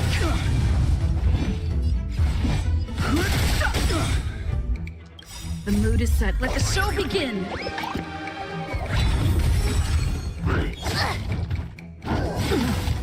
Rhythm get messed up. Dreams do come true. That'll take more than medicine.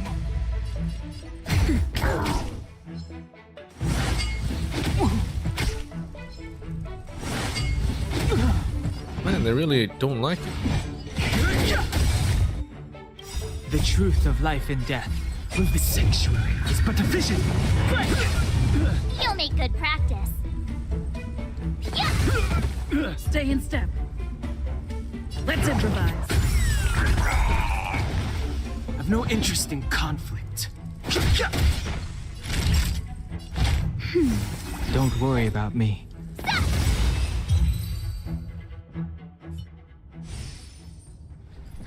How is this possible? How did these Foxians change their appearances like that? Foxians, not Borison. They're not Foxians at all. They revealed their true form. They're Borison, just like the bandits I defeated on the IPC ship. Wait, that means... No fool's compromised. The Borison have infiltrated the Shinto. And the Borison disguise themselves as Foxians. What kind of trick did they use? When we were tracking them earlier, they looked just like normal Sanjo Foxians. It's not just a simple disguise of wearing our clothing and shaving their whiskers. They're somehow able to alter their appearance to be indistinguishable from Foxians. They even have official IDs for the Skyfaring Commission, the Artisanship Commission, and even the Cloud Knights? Has someone betrayed us? Let me check this fake Cloud Knight's tag. Maybe it'll give us some clues. Lujun, an officer of the Patrol Defense Squad? Wait! Did they wipe out an actual What's the matter? squad of people? I encountered a patrol officer named Lujun before. It was a few weeks ago, when we were transporting the Borison prisoners. If they can forge official identities and move around the Xianzhou without raising suspicion... Oh no, this is bad. How do we screen them? Even worse. If you find one cockroach on the Express, it usually means... Express is dirty?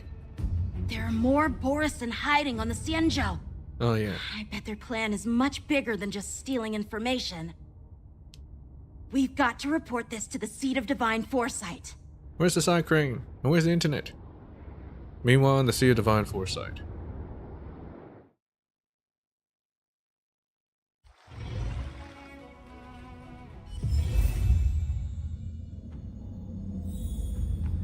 It really doesn't look, as I said before, it really doesn't look like,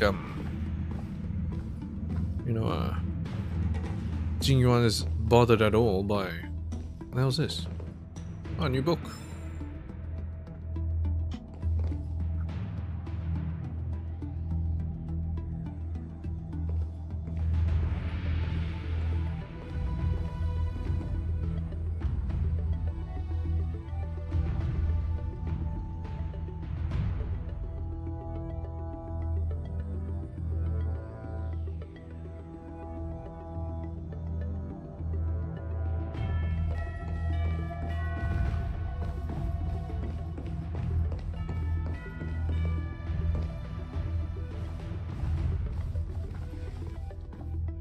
I am glad to finally meet you in person, guests from the Astral Express. I'm Fei Xiao, the General of the Xianzhou Yaoqing.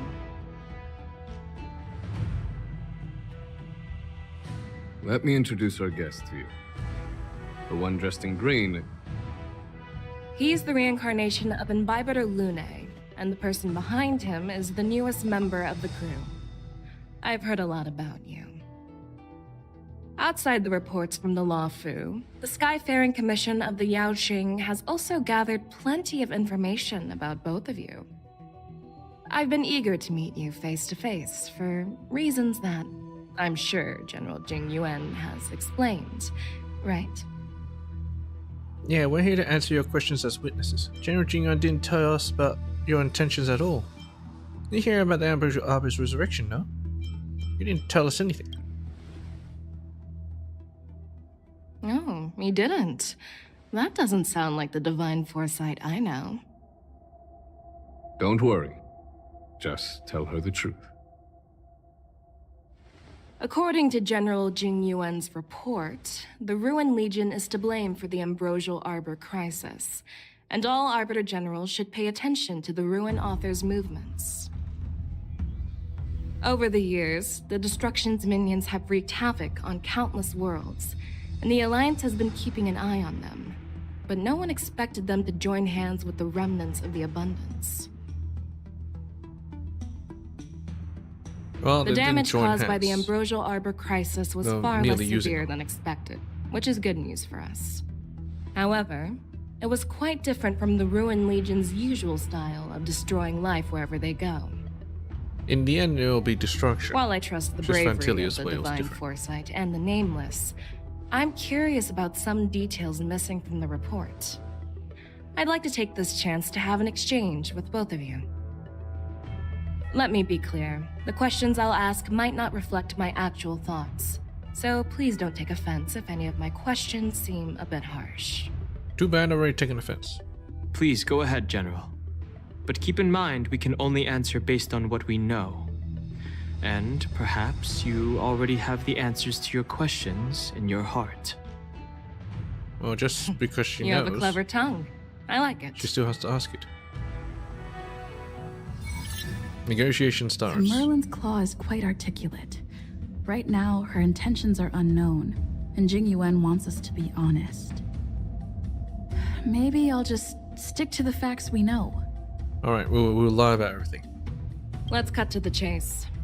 Before the crisis struck, the Astral Express was guided here by a Stellaron hunter, a wanted felon, in an attempt to resolve the Stellaron crisis. Not at all.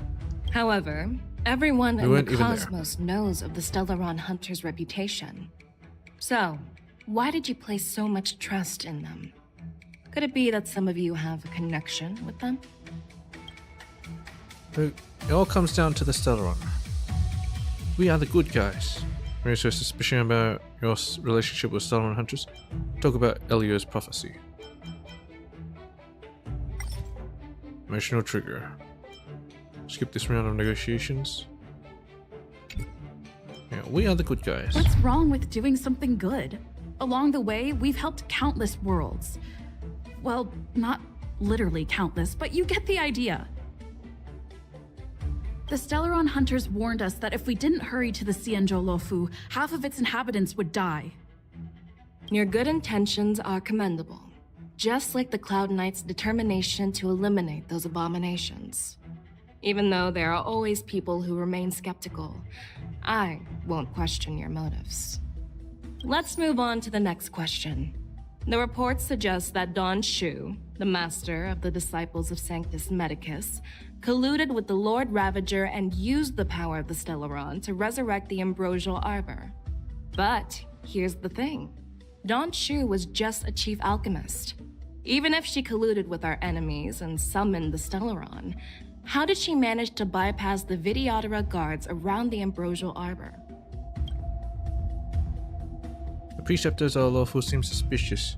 I personally met Dan Shu. Exile at Imbibitor Lunae is what led to this calamity. Refuse to answer anything. Refuse to answer anything? What?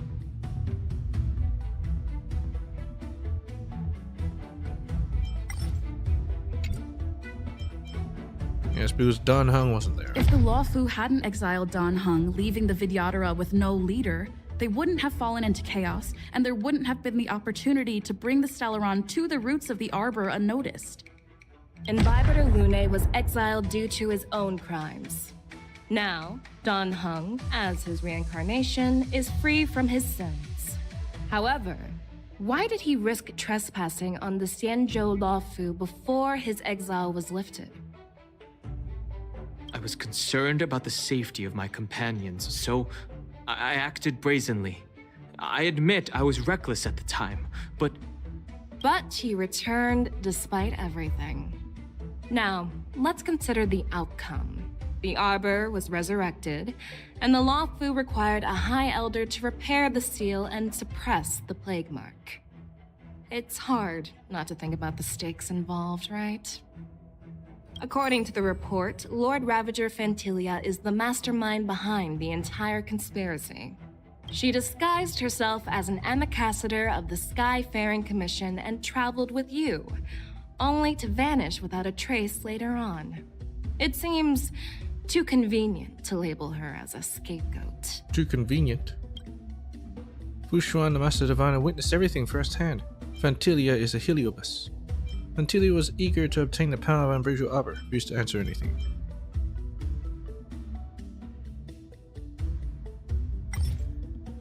Smoke and mirrors. Emotional trigger. Suddenly fix your gaze on a melon's claw and trace a provocative smile playing on the corners of your mouth. Reach out offers a slight smile, displaying no anger. Fantilia is a Heliobus. Fantilia is one of the Heliobi, the energy life forms that once fought against the Xianzhou. They're known for their unpredictable and elusive nature. Just as she said, when the Ambrosial Arbor resurrected, its roots broke through the creation furnace on the Luofu, accidentally releasing the Heliobus fiend fire sealed inside. This can be used as circumstantial evidence. If Elder Hua Yan accepts the explanation, so do I. Successful. And it is so easier. It so much seems easier that than your Scott. answers have addressed all my questions. Generals, I am finished with my questioning. So, What do you think, General Fei Shao? Have the doubts in the report been cleared up? The two nameless have been honest in their answers. Even though there are some tricky details, my intuition tells me there is nothing wrong. However, the 3 questions I posed earlier were not just for the nameless, but for you too, General Jing Yuan. First, the disciples of Sanctus Medicus grew uninterrupted on the Law Fu, yet the 6 charioteers were not aware of it. That was a dereliction of duty. Second, you believed in the Stellaron Hunter's prophecy and entrusted outsiders to solve the crisis, even granting them access to the plague mark. That was a dereliction of responsibility. Third, you insist on holding the war dance right after the Ambrosial Arbor crisis, putting the Lawfu back in the spotlight. That is a dereliction of wisdom. Merlin's Claw. Is this your line of thinking, or the 10 Lords?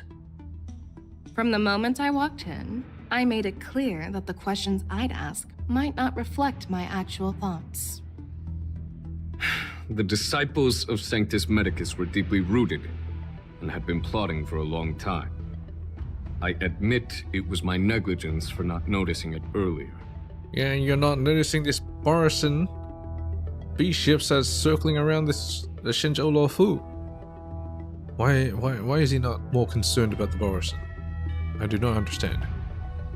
As for the Stellaron Hunter's prophecy, I didn't believe all of it. But in the end, the Luofu did survive the Ambrosial Arbor crisis. So, I think it's safe to say that Elio's prophecy about the future holds some merit. And as for the war dance, do you think I'm unaware of the risks? However, risks can also be opportunities. The Luofu has lain low for too long. I believe it's time to stir up the dregs hidden in the depths and wash them away once and for all. Just as I expected from our sophisticated divine foresight. You have a way with words. I like it. But, unfortunately, ever since the report was submitted, the Alliance has been filled with rumors and speculation. Even within the Luofu, there are people accusing you of neglecting your duties, resulting in the Ambrosial Arbor's resurrection.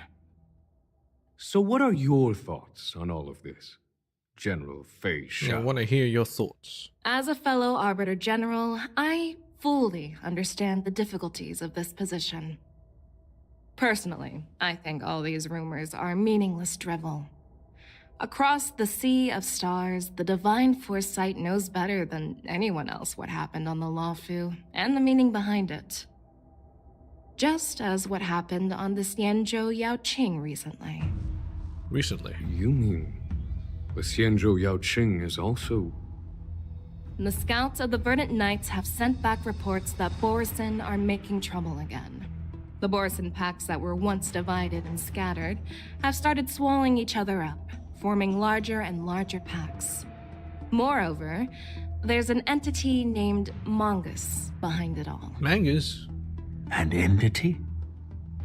According to the report, this entity isn't actually a Borisin. Not actually Borisin. It's a woman claiming to be the messenger of the Master of Immortality. She's described as having 12 faces and 12 pairs of fangs, as cruel as poison and as elusive as quicksand. The Borisin believe she'll give them a chance to rise again. That's Ventilia. Is it really? That's right. You're lucky that I'm the one who came this time. If it were the Patina Justice or the Seer Strategist, this conversation might not be so friendly. I've always had faith in my instincts, so I don't doubt your good intentions. But the Alliance has its fair share of questions and doubts about the Luofu. So, my plan is to come up with an acceptable answer to satisfy the Alliance.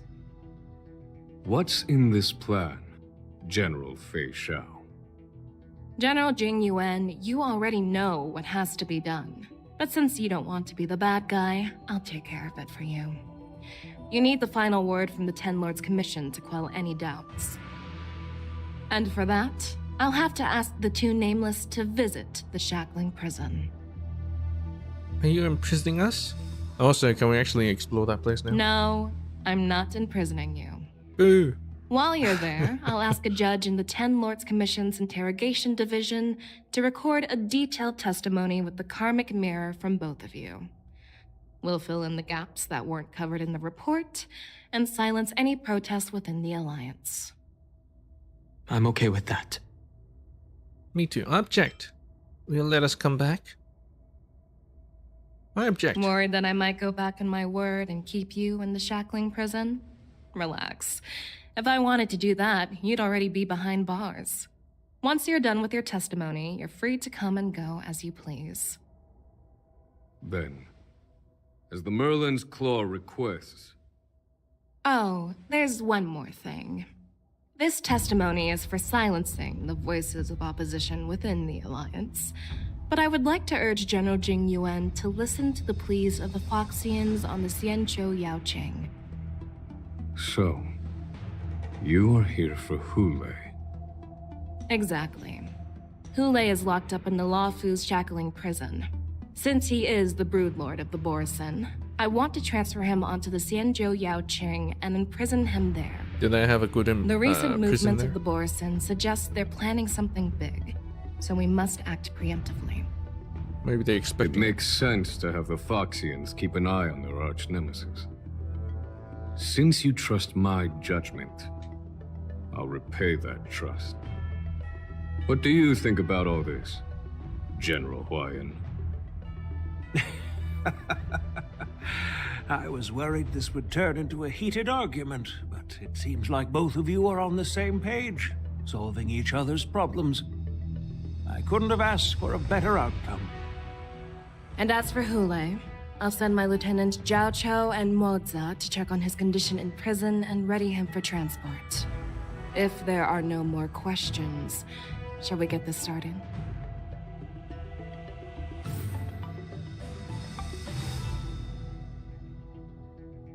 Go to the Shackling Prison's entrance. Huayan. A book.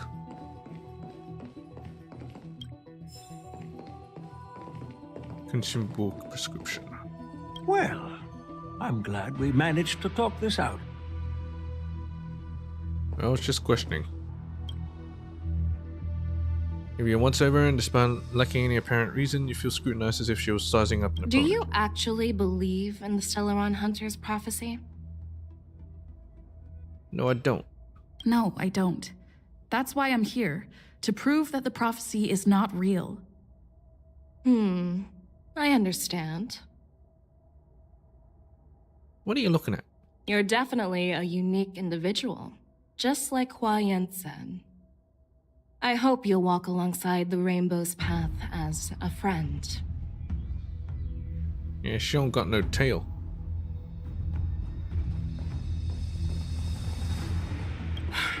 I'm really sorry about all this. But the testimony in the Shackling Prison won't take up much of your time. Well, that's one thing I'll after call for a another. messenger to take you to the Interrogation Division. You just need to give your testimony, and then you can head back. So no need to worry. As you wish, General. Let's get going.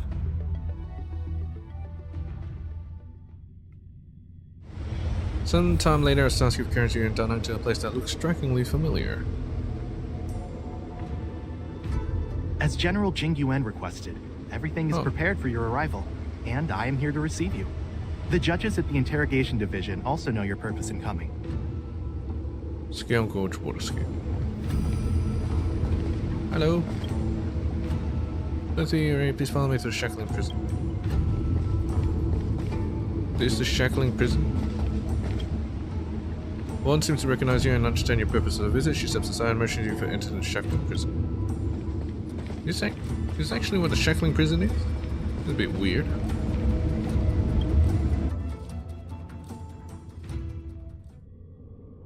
The Shackling Prison. I didn't expect to be back here. after all these years. So it's built by the Videodrome? Don Hung. Don't worry about me. If you're ready, I'll open the gate for you. I thought it was that creepy place. This is the entrance to the Shackling Prison? Wait, is the Shackling Prison inside the Scale Gorge Waterscape too? Once I step through that door, I'll be inside the prison? Well, technically, the Shackling Prison is spread out across multiple delves, and the Ancient Sea is just where they overlap. Please, come on in, dear guests. Are we underwater? Just one moment.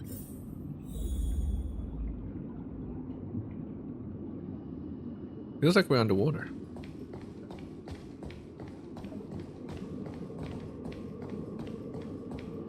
No, well, whatever. If you're ready, I'll open the gate for you. Alright, ready to go.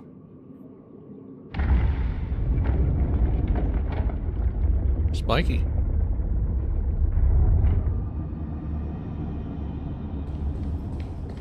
There's the shackles. There's the prison.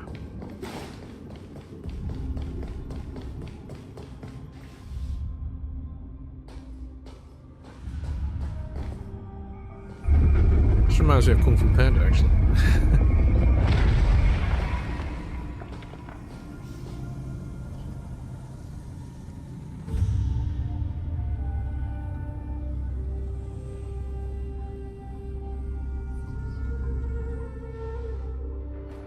Well, there they are.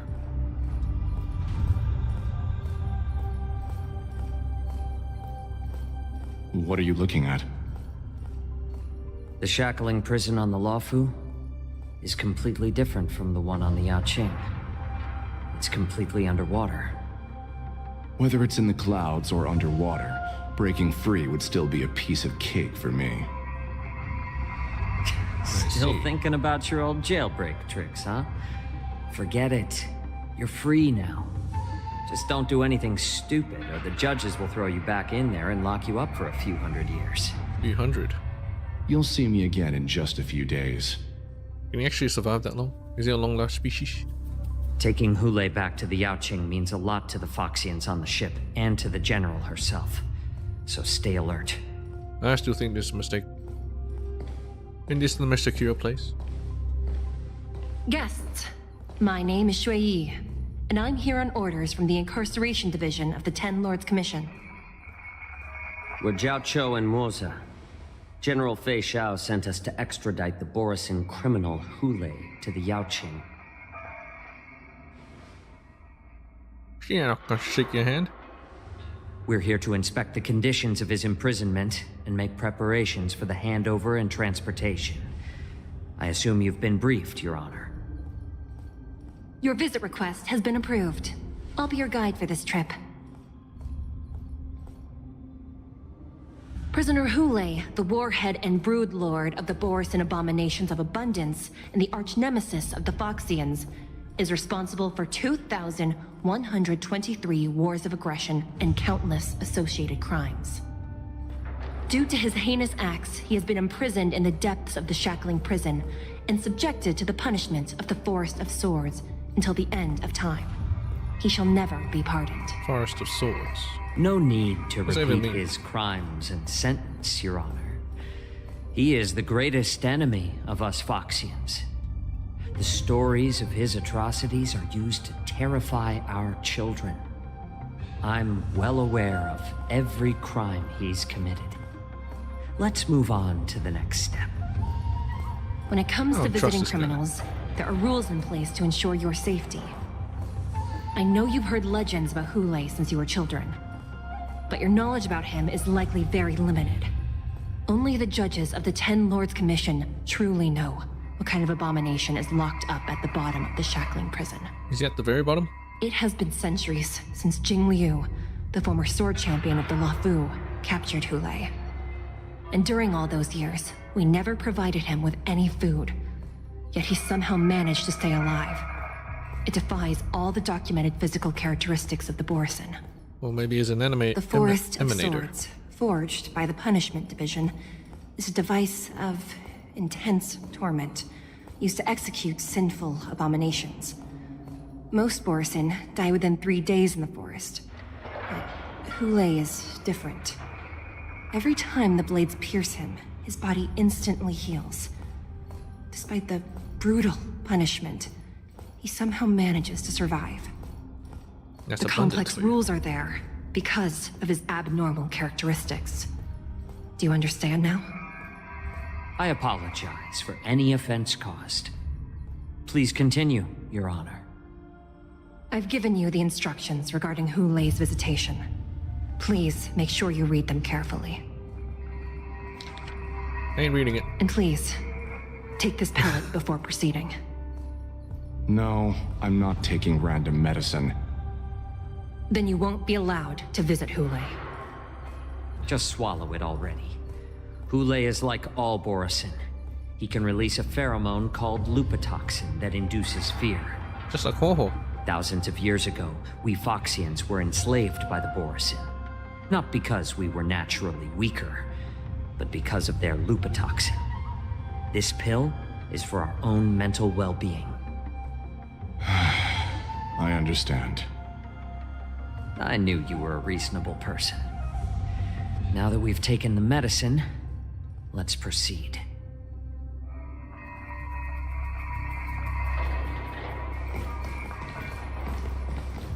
Why you just eject him into more Your bars. Honor. What is it? How well do you know these guards? No, never mind. Maybe I'm just imagining things. Let's keep moving. Does he smell many Borisin? Is that it? How can you just tell by their smell?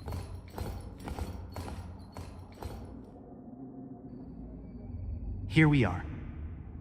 Her Honor hasn't arrived yet. Please wait a moment.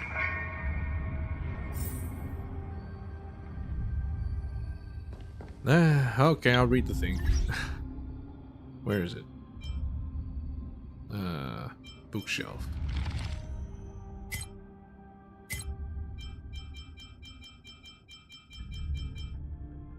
Yanqing, Jiao Chou's consumable. Glimpses an overview of the Faith Crisis. Page from Alchemy Commission.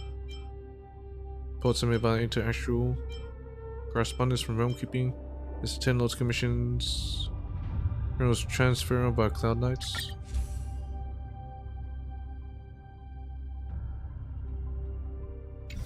No, it's not that. Mystery transcripts. Wingweaver Shili. Criminal Directory. Hu Lei. Summary of crimes. The Borisin warhead. There's an abundance race accountable for near sexual invasion. Long-term enslavement. Must be subjected to punishment across the swords in order to be pardoned. Transfer to different locations on a regular basis. These checkers must be checked for steadiness during the transfer, and the air filters in the new cell must be tacked and functional. Confinement of this prisoner is foundational alliance between the Shinto and the Foxians. Any individuals objecting to this sentence should be punished for sowing discord. When contacts and converses with the prisoner must take prison-proof pellets or wear a breathing mask equipped with a filter cartridge. Counteract the effects of lupatoxin. The prisoner's place of detention must be changed on a yearly basis, and the new location must be unknown to individuals below the rank of Cloud Knight, Lieutenant, or Judge. Do not mention Jinglu when conversing with this prisoner. Why not? I'm gonna mention that. I'll take this. Teleporter.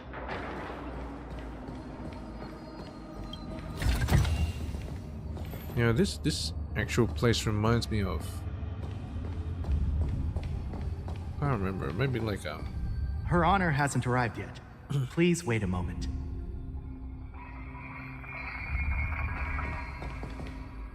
The old God of War games, or even Kane. Anyway, the Jade Abakai here glow with unusual luminescence as they perform their calculations, possibly on the status of the prison cells or the security of each area.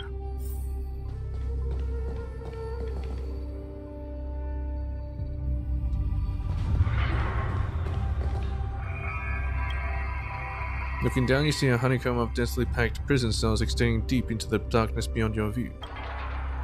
You hazard a guess at the number of prisoners they are capable of holding here. 3,000? 30,000? 300,000? This may not even be the entire Shackling prison. Nope. Welcome dear guests from the Express. There we go, Hanya. Judge Hanya of the Interrogation Division. We've met before. Where's Ho? It's Hanya? It's you! Are you and your sister the only judges here? You don't want to see me? Well, in that case, I can call in the judge who's an expert in acupuncture, or the one who's handy with axes and saws, or the one who knows all about whips and ropes. We've got plenty of options here, and we'll find one that suits your taste. Why does it sound kinky all of a sudden? Just kidding. We judges work in shifts, and it just happens to be my shift. Maybe we're destined to cross paths. She actually kids around? Please allow me to express my gratitude to you again for subduing the demons in the Fixtral Garden. Fixtral Garden, that's the place. Looks like while March 7th and I were clueless, you already made many friends on the Xianzhou Luofu. Well, weren't you there too? It was all a lucky coincidence. Pom Pom takes care of us at home and friends take care of us on the road. That's just how it goes. Even though you and I have met before, we can't show any favoritism under the Ten Lords. So, please do as I command as we head to Scrivener Hall and beyond. Don't do anything without my permission. This is not a place for ordinary mortals. You and Mr. Danheng, please come with me. Please lead the way, Your Honor. Please let me activate the mechanism before we all move forward. And please, watch your steps. I wouldn't want to fall. But I assume there's like, you know, the whole thing moves.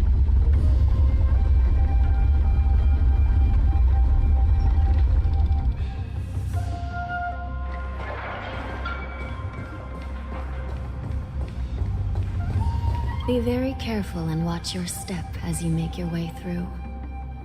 The terrain inside the shackling prison is treacherous.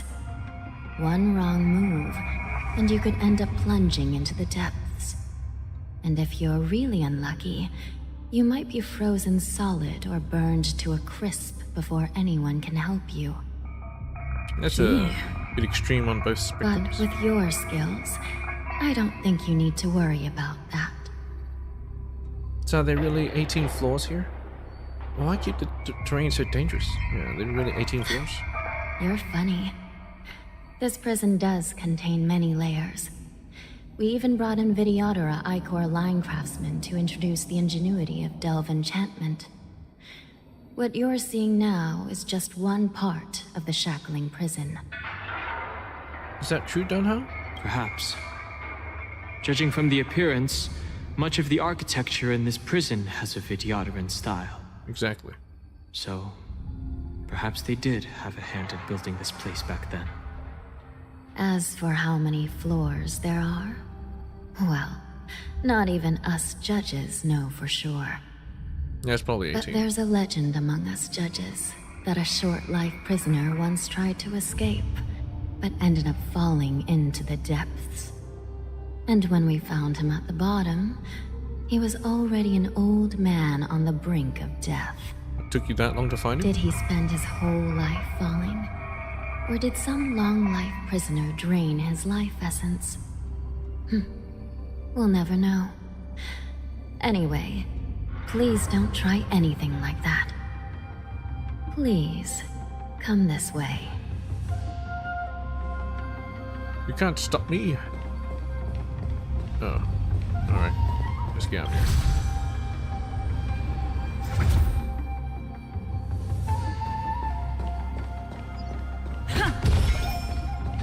Sword chest here, you can't stop me.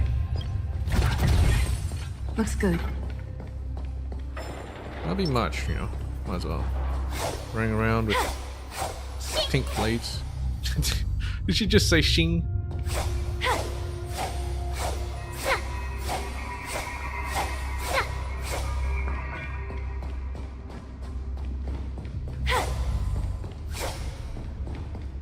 She literally just said shing.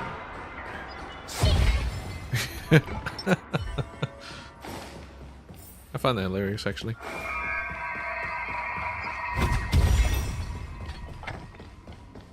Oh, nice. I need some skill points. Technical points, whatever.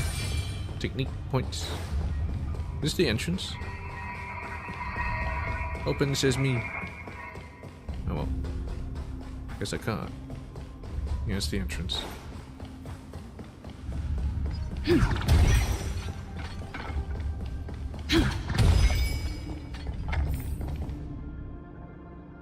Take the elevator. But I want to see. Oh, wait, what's this? Is this the Hexa? The Hexa Nexus is here? How the fuck did they put a puzzle here? Begin stacking.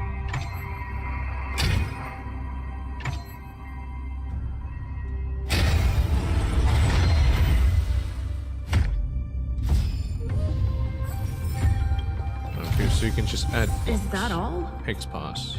What? A premium gaming subscription service newly released by the Hex Club. Designed by the Think Tank. By Think Tank, players can challenge Hex and Nexus remake and obtain rewards from various tiers. Listen up, this is what sunk cost looks like. Sunk cost.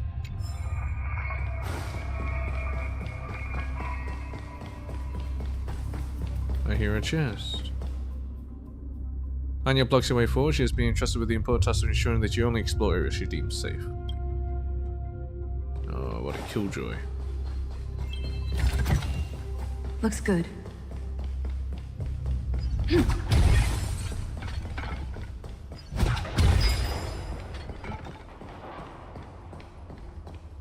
She's been here all along. I heard the war dance is about to be held in the mortal world.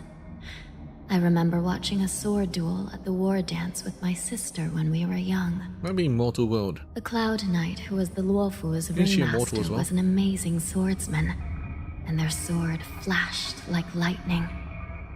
The Outworld Challenger had fiery red hair and a hand made of steel, which roared like thunder. They battled for a long Luca? time before a winner could be declared. Time sure flies. Now, both my sister and I are residents of the Netherworld, and we will never again feel the thrill of a competition. Don't they have TVs down here? Are there a lot of people in Starskiff Haven due to the war dance? Yeah, it's bustling. Are we going to take the elevator? Sorry, I got a bit distracted there. Let's get going then.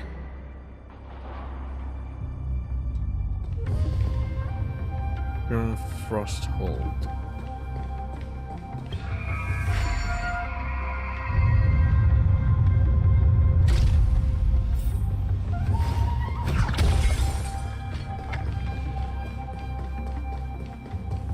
I think I can use this.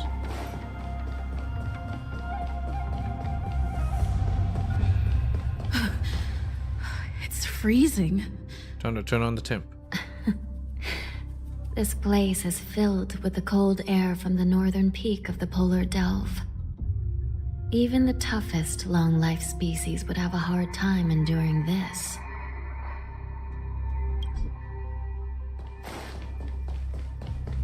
But they have air conditioning, or they import the air from someplace? Peach blossoms and divine sword descend.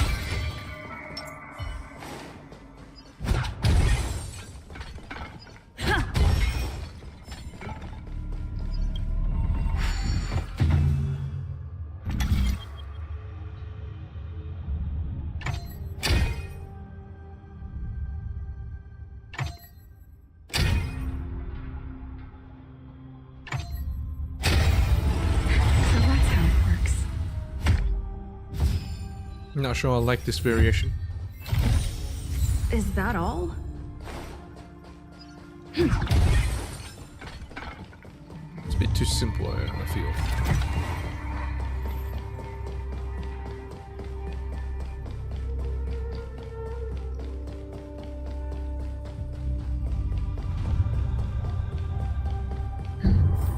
Did you hear something just now?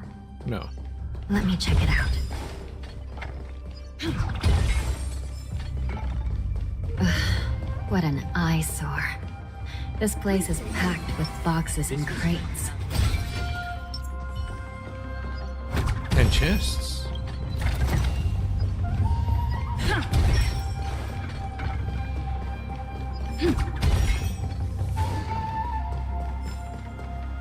These crates, they look oddly familiar. From the arson ship. A few days ago, the Spiritfarers received reports about an IPC transport ship that was attacked by Borison. Then, a bunch of those abominations were dumped into this place. I had a feeling there would be trouble during the war dance, but throwing both the pirates and the cargo in jail? That's a new one. The mechs in those crates are no joke. Looks like the IPC has caught the attention of the Borison. I heard the Intelligentsia Guild crafted something dangerous. We have many records in the Hall of Karma about these wise ones. They love to tinker with forbidden technologies, always trying to push the limits of Ingenia. I caught a glimpse of the mechs in those crates, and they bear a striking resemblance to Borison. Indeed. I wonder what they're planning this time. What, the Borison or the Well, business Intelligentsia first. Guild? Let's keep moving.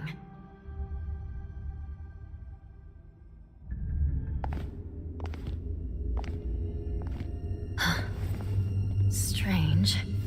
I don't remember checking the containment facilities a second time.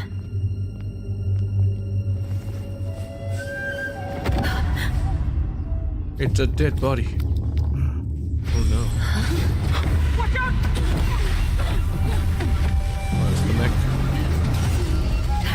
Emergency! All wardens prepare for action! Emergency! All wardens prepare for action! Man, these wardens are weak as shit. What's happening here? Why are these things moving on their own? Something is wrong. The guards aren't responding. The mood is set. Let the show begin! Time to show you what I can really do! Azure Dragon, White Tiger, list card! What's this? Nice job!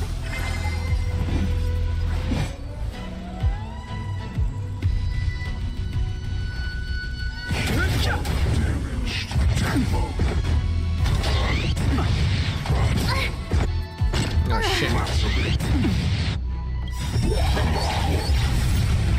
This thing is going wild, just like a Borison.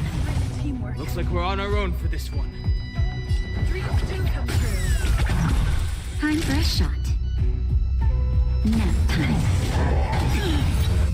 Loopy toxin. The truth of life and death. The sanctuary is but a vision. Howling casket can dispel terror grip.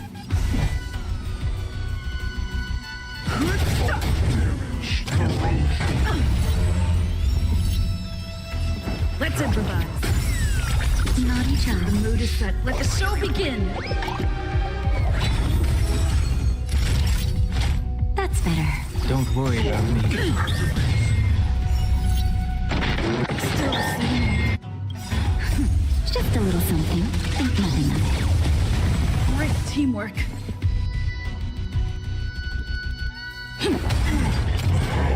Still the same old. The truth of life and death. Reveal The sanctuary is but a vision. That's right. Damage sustained. My March doesn't actually have any good relics on. Dreams do come true. That's why she died so quickly. The mood is set. Let the show begin!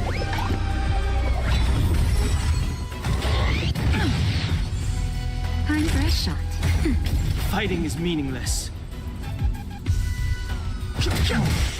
Stay in. Let's improvise.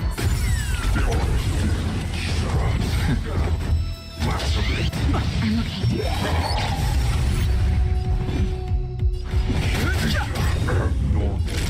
The truth of life is sanctuary is but a vision. Nap time. Just a little something. Think nothing of it. Don't worry about me. Take your dreams do come true. That'll take more than.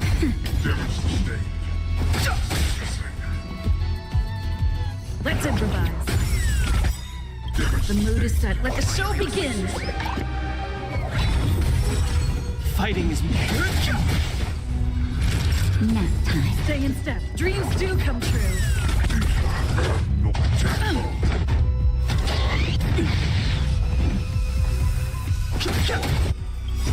The truth of life is sanctuary is but a vision.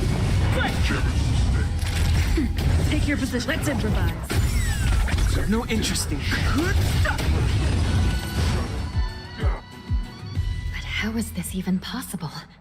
The Spiritfarers follow the protocols, cutting off power to the mechs and sealing the crates. How could these mechs still start moving? It was now activated.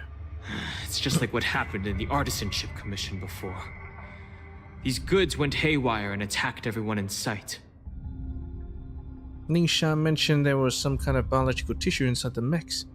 Where are the Spiritfarers? Why hasn't anyone come to help us? Something seems to be jamming communications within the shackling prison. It's probably these mechs causing the trouble. These things showing up in the shackling prison can only mean one thing. A prison break. And whoever delivered these goods clearly wanted them to go through the Xianzhou's strict inspection process to show the Skyfaring Commission and Cloud Knights how dangerous they were. They wanted these mechs to end up right here, in the shackling prison. Oh no. If these things already started taking action while nobody was paying attention, then the whole prison is in trouble, I'm afraid. Where's the alarm button? And to make things worse, another group of visitors just entered the depths of the shackling prison. The messengers from the Xianzhou Yaoqing. And the prisoner they came to visit might be the target whom these wolf-shaped mechs were delivered here for. If that vicious beast manages to break free, it will be a catastrophe for the Xianzhou Luofu. It doesn't have to break free, it's being transported. A few moments prior, Shiryu leads the Yaoqing messengers to the bottom of the prison. Here we are. Have we arrived already, Your Honor? No fire. Shouldn't there be a cage here? Fan? The most notorious felons are locked away in the solitary delves, deep down in the prison. Those delves can't be opened without proper authorization. The blue bird paves the path, and the Stygian lanterns illuminate it.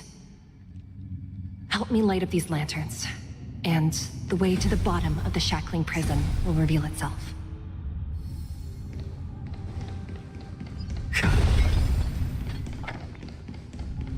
A slow simmer over low heat, or a quick stir-fry over high heat? Peach blossoms and divine sword descend.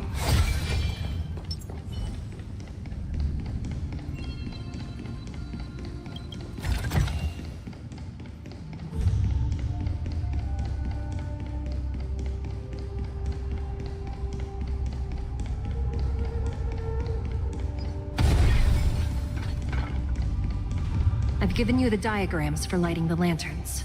Please take a look.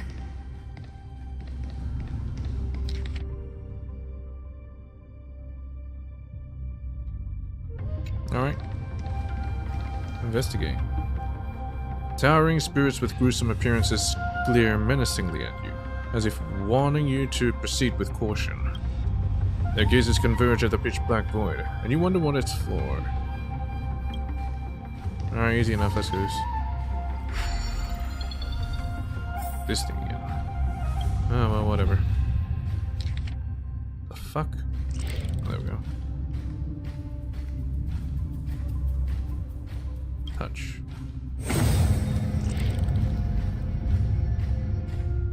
In ascending order is pretty easy. Do I really need a Sakura to do this?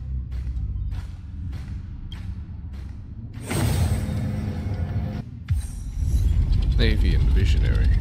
A giant key. Oh my god.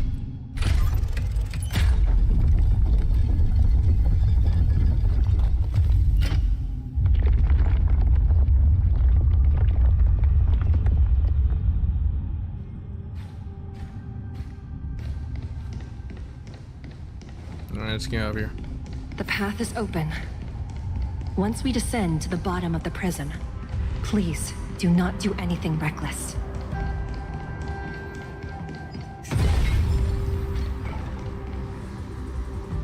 Inside the delve, behind this door, is the greatest enemy of the Foxians. Hulei. Oh. Very green.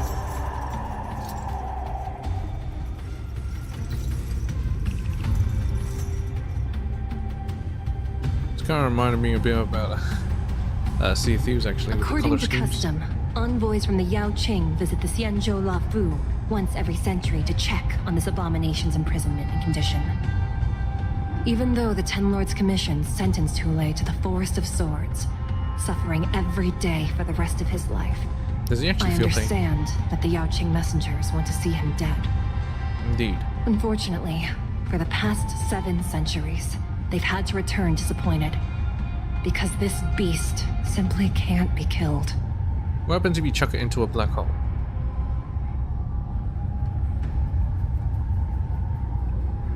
If we can use his toxin to create medicine and save an innocent life, it might help balance out some of the sins he's committed.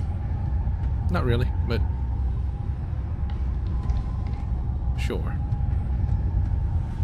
Could you be the key to a cure for the General? Hulei. For the General. I see. It's an intruder. It's him again. Blue June. And once again, the envoys of the Yao Qing will leave disappointed. However, I won't say the same for me and my brother. Shouldn't they have waited until they got Hooling? Who's there? I'm just a humble counselor of the Rhino Hound Pack. You can call me Mock Talk. You're Mock Talk. Wardens, intruders on the lowest level. Send reinforcements. You don't need reinforcements. Nobody will hear you here. At the bottom of the shackling prison. Thank you for opening up the prison for us, Your Honor. We'll take it from here. No wonder I kept smelling that familiar stench. So it wasn't just my imagination. Do your thing, Morsa. What's his We name? mustn't let these abominations get any closer. I doubt he's gonna do anything. There are too many of them. Once we were inside the shackling prison, we found soldiers and phalanx force everywhere.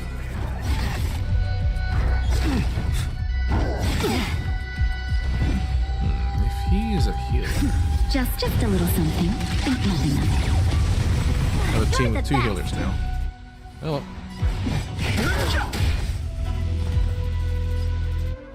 Blast. Still blast. Vulnerability. Now time. Too late to repent.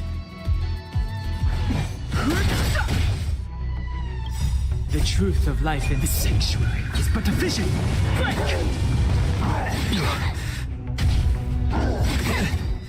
Stop hitting her. What's this do? Sets the number of ashen roast. Stacks on enemy targets to the highest number of ashen roast stacks. Present the battlefield, then activates the zone that deals fire damage to all enemies. While inside the zone, enemy targets receive increased ultimate damage. Think Chance of being thrice, afflicted act one stack of wise, ashen roast. though oft twice shall suffice. I'm honored by your presence. Since you're already here, why not have a meal before that? I cook some. Nice.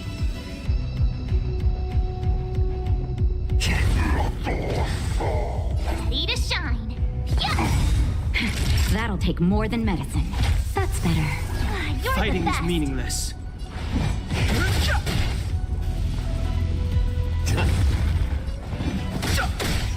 Oh, I get it.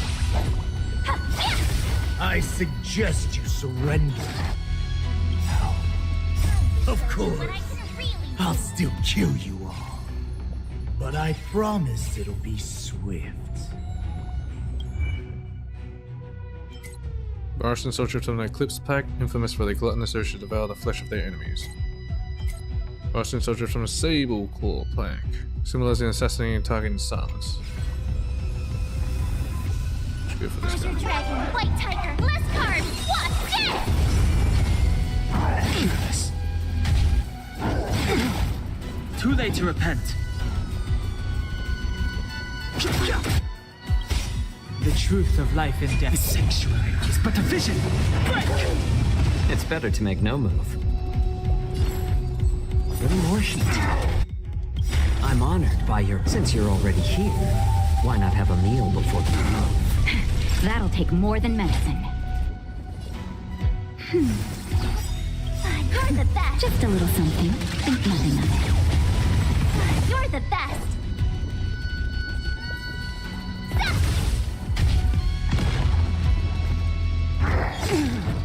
I've no interest in conflict.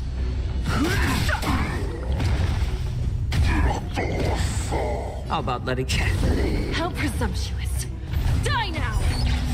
Leave if you He's a can, mix. Mosa. It's not time yet.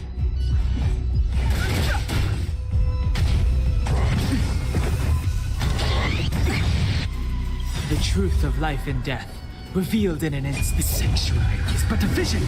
Break! God damn it. I'm honored. Since you're already here, why not have a meal before the hunger? Time for a shot. That's better. Don't worry about me. Maybe you'll burn to death. Who knows?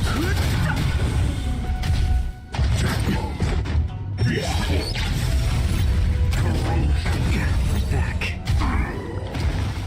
How about letting the enemy strike first? Thank you for your generosity.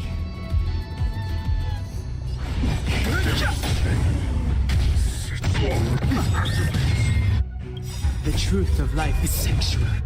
Is but a vision. Break! Just a little something. Think nothing of it. Don't worry about me. It's better to make no move. I've no interest in conflict.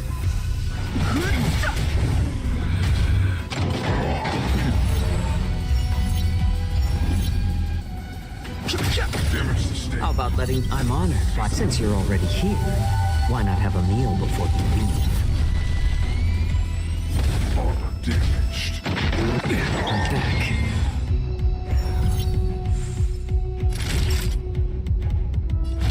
That's better. Don't worry about me. The truth of life is sanctuary. Is but a vision. Break! I like adding fuel.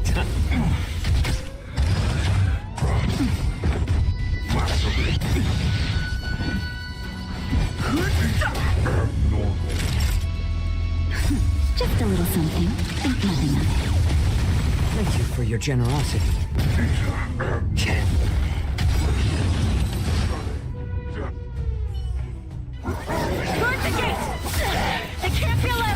Seems like he's not a healer, he's more of an healer. Debuffs enemies.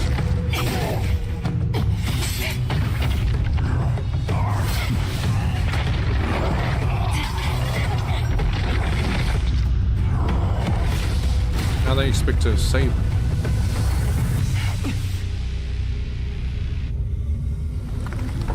There goes Hule.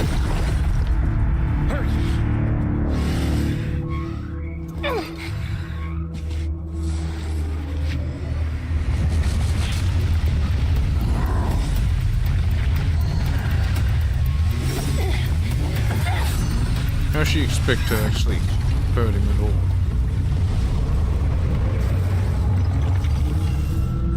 Oh, she got wrecked. I've waited for too long. Oh, I just killed her. Mule after regaining my freedom is the flesh and blood of my fellow kindred. A sad scene indeed. It's been a long time. Boy. Welcome back. Just kill Shui.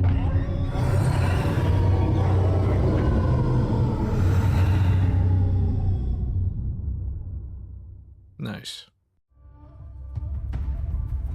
How many times has the old verdant home spun around since our last hunt?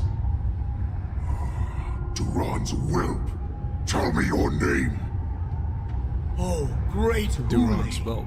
nemesis of the Foxians and the hunter of all beings. I'm Moktok, a humble counselor of the Rhino Hound Pack. am only one insignificant heir spawned from your bloodline. It's been at least 7 centuries since you led our pack through the hunting grounds of the stars. I'm thrilled to see that you are as cunning and skillful as ever. 7 centuries. 7 centuries have passed. But why have Duran's whelps grown to look like this? Tell me, Moktok, why have you grown to resemble our most despicable slaves and enemies? Yeah, where's your Borusan for? I've been commanded to release you from this cursed prison. It is Senjaya's will. That's why I had to take a magic pill, don the skin of a lowly beast, and play along with their hypocrisy. Since you have an escape plan, tell me, what's our next move to get off of this ridiculously large ship?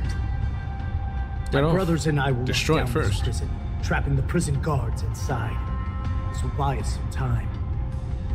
The rest of my crew, who are undercover like me, will secure the vessels for our escape.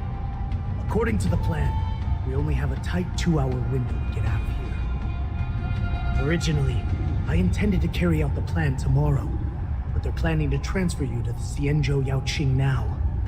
So I seized this opportunity to set you free. What a reckless plan, you idiot! Even if we manage to get the ships, our chances of escaping are slimmer than a Foxian slipping through my claws! But we have no other choice. The angel serving under the Master of Immortality sent me with a message. Only your return will end the prolonged divisions among the Borusan. Every one of my crew is ready to lay down their lives if it means setting you free.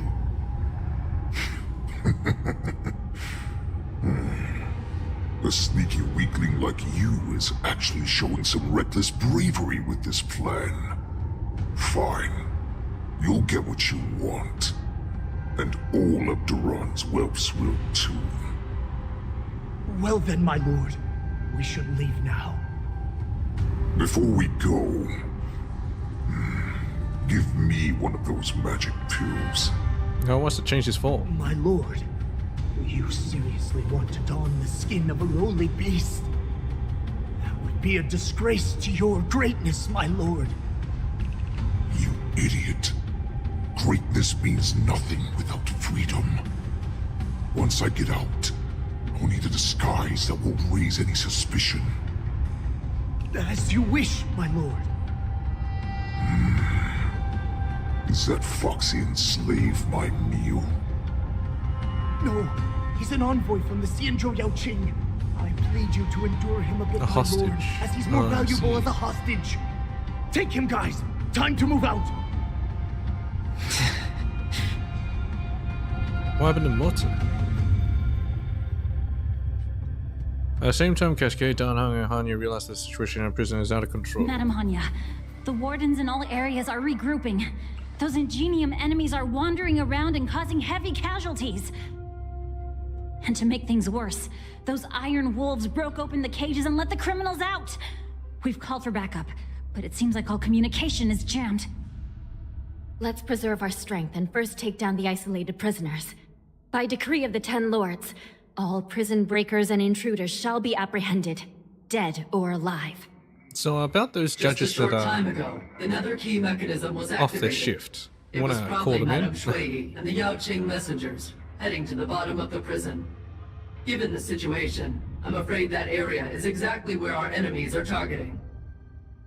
We mustn't let that vile beast escape from its cage. We've gathered all the prison guards who can still fight, and we'll split up and secure each floor. Go! Those intruders are quite bold. They must have been planning this for quite a while. Indeed, but Borusan tend to favor direct and aggressive approaches. Crafting careful and precise plans like this is simply not their style. Let's focus on the current situation right now. Please help me. Looks like the testimony will have to wait, huh? Like I said, wherever we go, You always end up in trouble. What's the fastest way to the bottom of this prison, Miss Hanya? If we don't get there quickly, we'll soon be outnumbered by all the enemies inside. We'll have to bend the rules. Please, follow me. Bend the rules? By decree of the Shackles Ten Lords, shattered. all prison breakers and intruders shall be apprehended, dead or alive. Yes, ma'am! To Naraka we sink. With the flow of mortality, this life and body shall rot and descend into hell. 8 great cold hells. The prison gates stand desolate, and pallid light flickers within.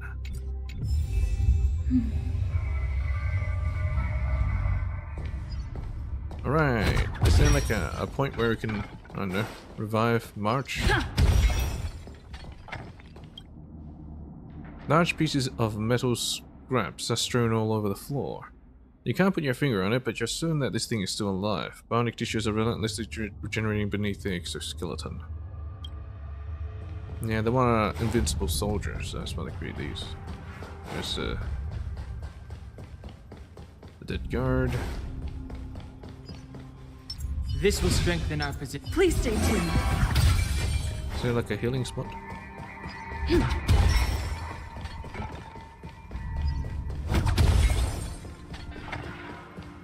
Here it is. Peach blossoms and divine sword descend. Maybe I ought to equip her with something.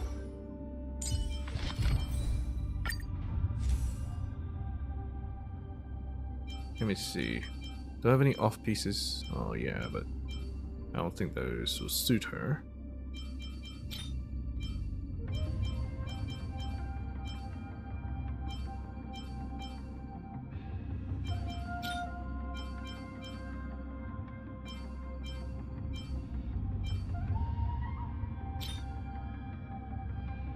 Alright. I think she's the only one that uses it anyway. The attack set.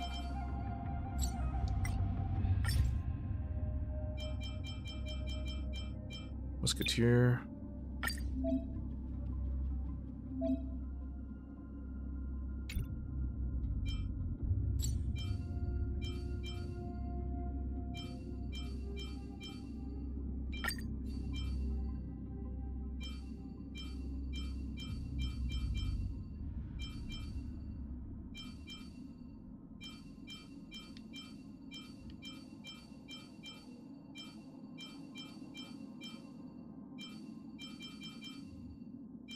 No, Misha's also using it.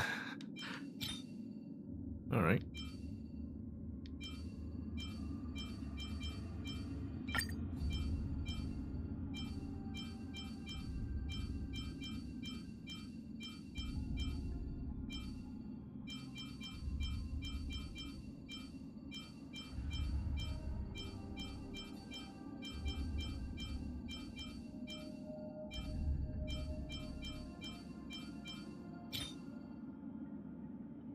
Crit rate. Yeah, I guess that'll be the best one. Now, actually, she wants like max attack, right? So I should still go for an attack main piece.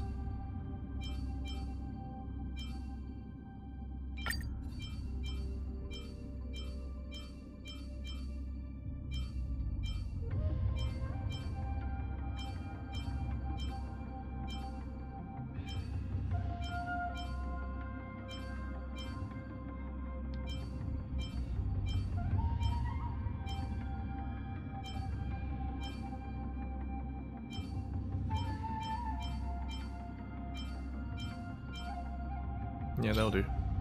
Speed. Does she need speed? No, I think she needs more attack. And maybe some speed as well.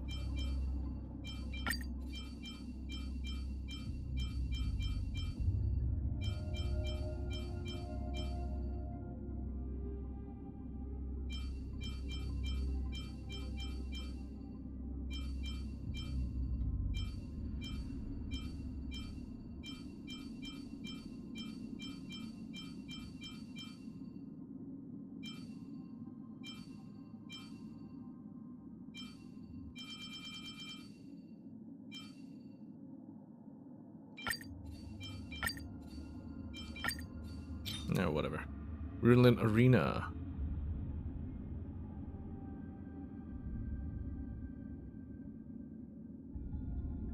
Increases attack and skill. Let's get rid of that. I can't remember what the pieces do.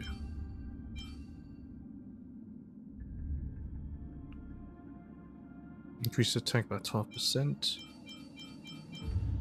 Energy regeneration. Break effect. Crit rate.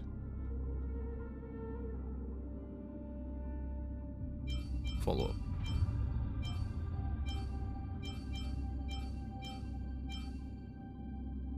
%, speed reaches 120 or higher. Attack increases. Yeah, I guess her to space station will be what she wants. Basically the original sets.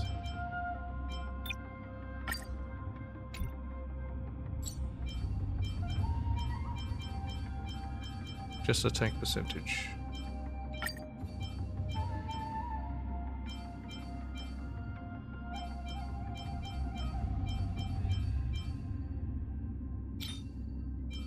Might need to hunt new pieces.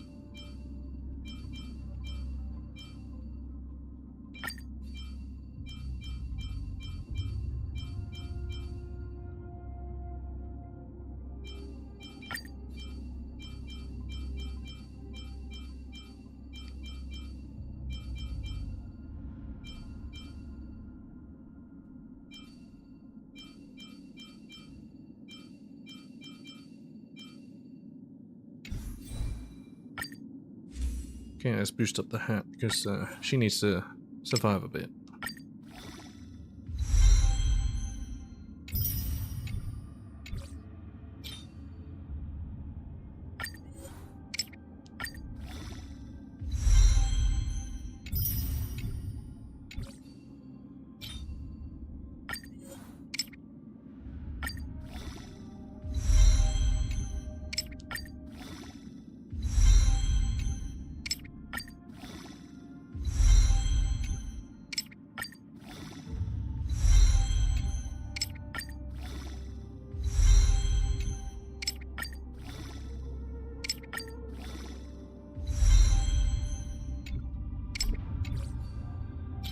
Oh, that's it.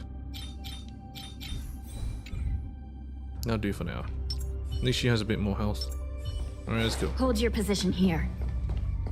Yes, ma'am. Have I been over there? No, I think I need to shift this. I can't use it yet, so let's We move. need a few tools if we want to reach the bottom quickly. Follow me to the next floor. She gonna make a grappling hook.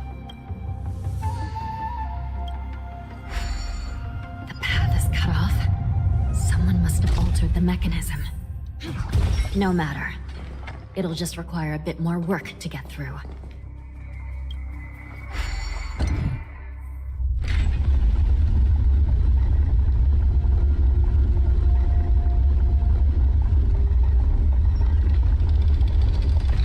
Yeah, all these shifting mechanisms, they remind me of old school God of War, like PS2 days.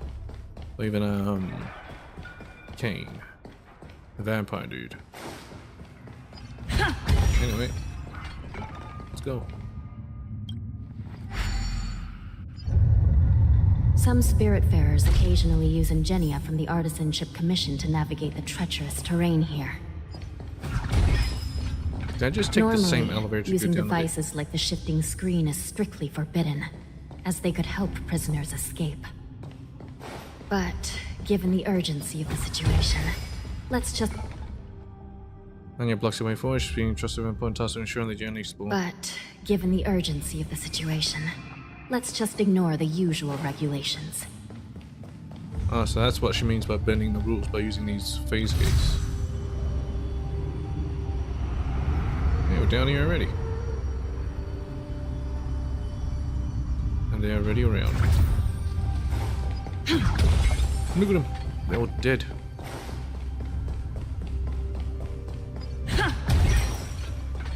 Yeah, these the are nether ones. key has been activated. Oh, look at the I hope sniper. we're not too late. Awaken the messenger. Hang in there, sister. You're upgrading permissions.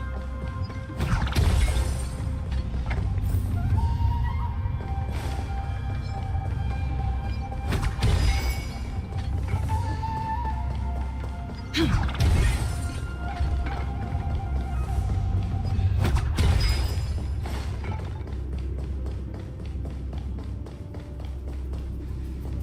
too late.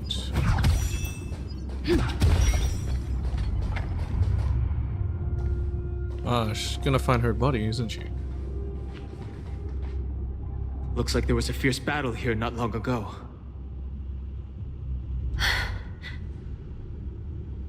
The gate to the prison delve is wide open. Hule has managed to break free. Where are the Yaoqing messengers? And where's my sister? Are they still alive? She's dead. Let's look around. Maybe we'll find some clues. I mean, she's a machine, so maybe they can just bring her back to life. I'm not sure how it works, but whatever. Is that all? Well, this woman fought to her death and her weapons nowhere to be seen. She must have left it somewhere in the prison. So she fought with her bare hands? Sharp fangs grew unchecked along the deceased protruded lower jaw, bearing an uncanny resemblance to the other Barristan corpses. Being to see why this Barristan could easily infiltrate the lower levels of the shackling prison. They not only shapeshifted into Cloud Knights, but into Foxians too.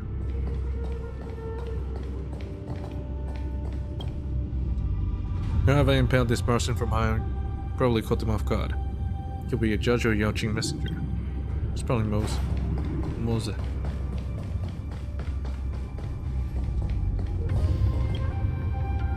These are remains of a Barristan. Judging from the twisted limbs, it's likely this massive wolf once had their limbs restrained.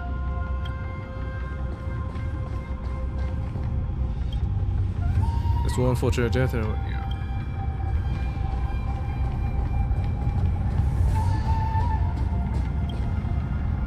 In the suffocating empty darkness, the air of deathly stillness lingering about the gates of the change that once confined Hule, chilling all who gaze upon her to the marrow. The change had been virtually impossible to break out of, yet even if it had failed to trap the savage beast for long,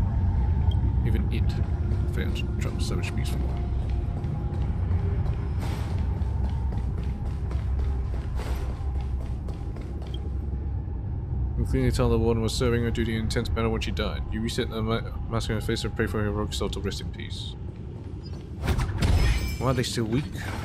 They all got defeated so easily.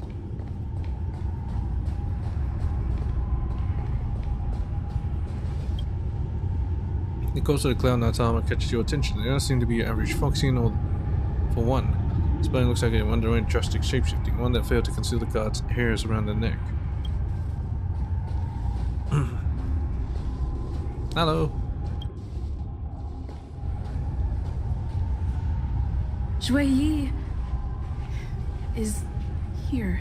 Pretty sure she knows.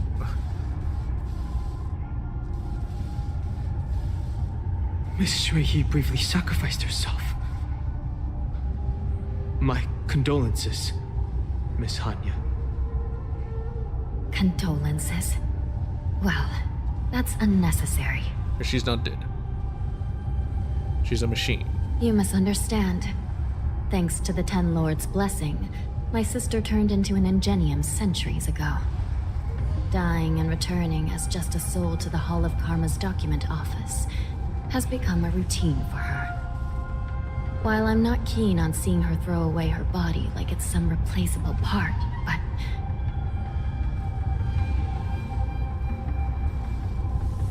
By the way, have you seen bodies that might be the Yaoqing messengers? One of them is a Foxian wearing exquisite clothes, and the other wears a dark cloak, like a fugitive.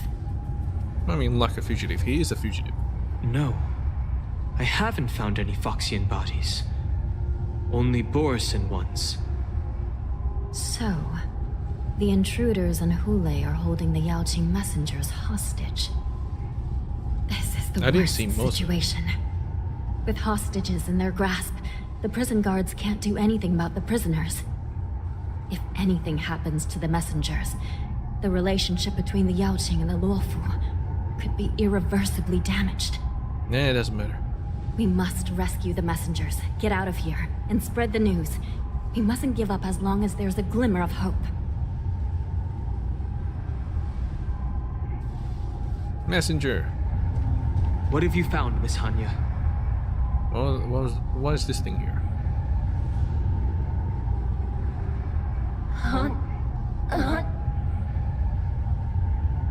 What the heck? A cyber specter. Reconstruct. Sure. It's my sister. Looks like her soul hasn't returned to the Hall of Karma yet. At such a critical moment, her death can give us information that we can turn into an advantage. Knows what he looks like, so you can't hide. Let me see. The damage isn't too bad. If I can fix it up, my sister will have a temporary body. Cycrane body? Fix the broken cycrane. Oh, this shit again.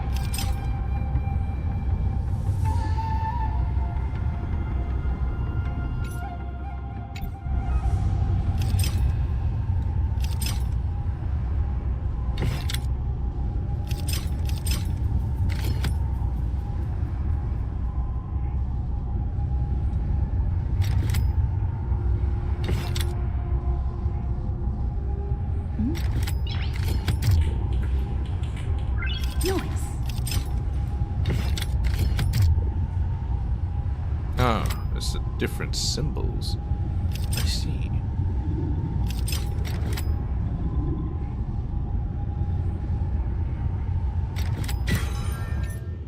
Shit. It's been a while since I did that. Hanya, puzzle. I'm back. Yeah? Welcome back, sister. I don't know what kind of expression I should have at a time like this. Happy? Tears of joy? Forget it. I'm used to you coming back in all sorts of forms. A cyber specter. Very convenient. You know, your phone was kind of cute. Cyber specter. Just a temporary solution. Cycrane This version. cycrane can't hold all of me. Sister. Yeah, nothing can hold all of you. What did you see when you were killed? Though intimate in its delivery, One the of the cycrane Yaoqing messengers escaped, and the other one was taken hostage. The cycrane provides you with a succinct and essential intelligence. And brought upwards? Besides the Borison, there were other intruders. Invisible. Invisible. Invisible intruders? What does that even mean? How many conspiracies are tangled up in this mess? Do me a favor, sister. The intruders have cut off all communication between inside and outside the prison. And now you're the only person, the only bird, who can slip out undetected. Make sure you deliver the news to the outside world. I understand. Is there no Wi-Fi here? Please be careful, sister. You are different from me. You can actually die. Cycrane flaps its wings down, steadily flies out of the lower levels of the shackling prison, charging straight to the depths of the shadowy passage.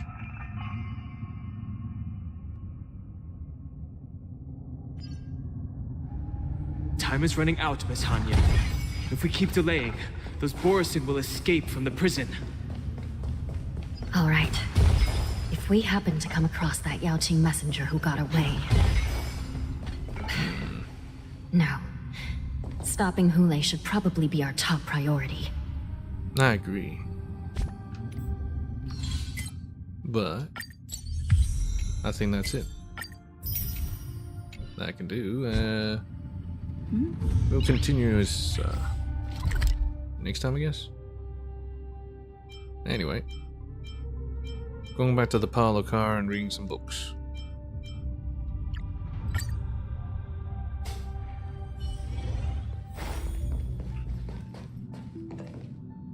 Ah, boot my heel. Holy shirt balls! The synthesizer on this express is lit as fudge. Lit? Following this synthesizing method, would it turn a bag of trash into treasure?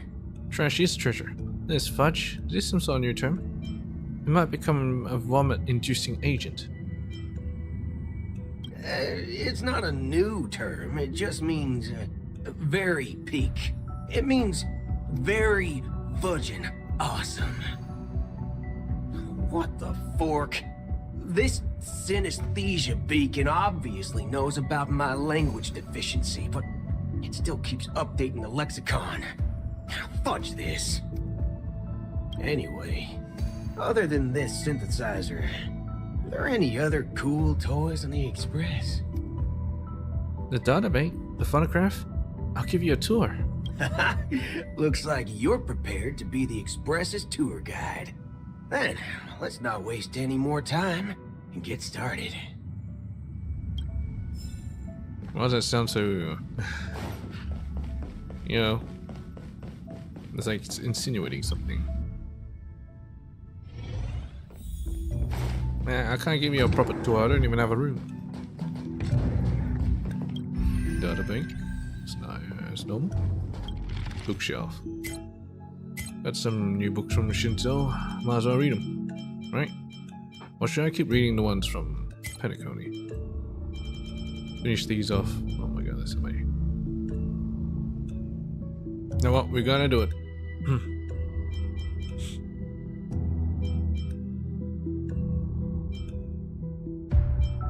Shelf Business Proposal Draft Version 7. Shouted by IPC worker Thomas. It's been shelved for some reason.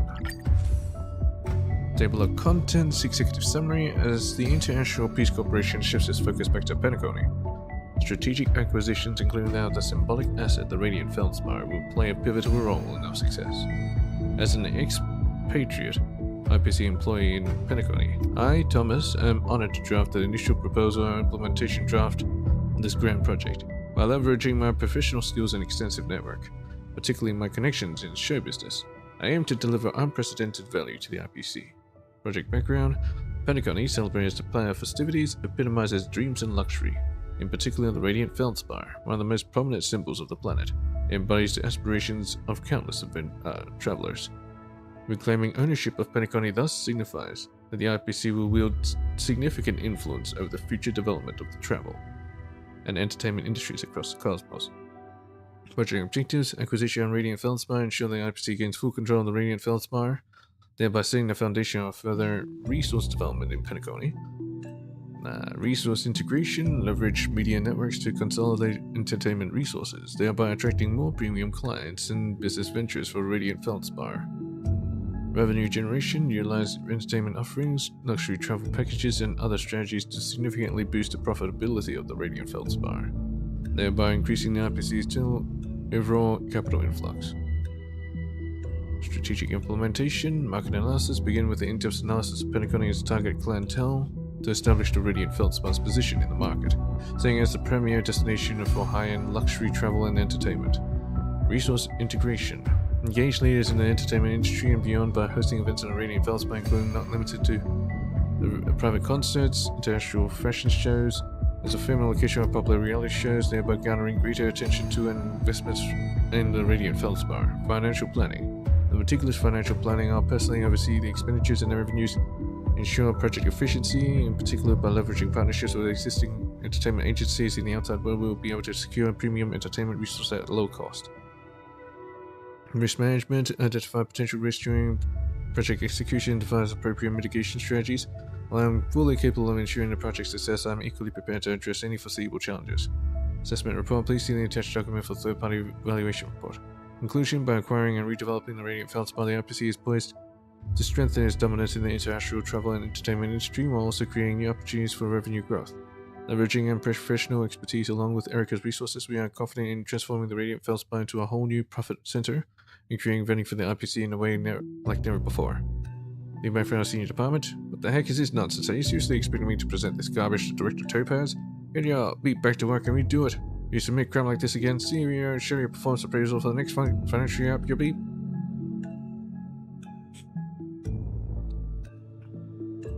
Looks like they want to acquire the Radiant Feldspar,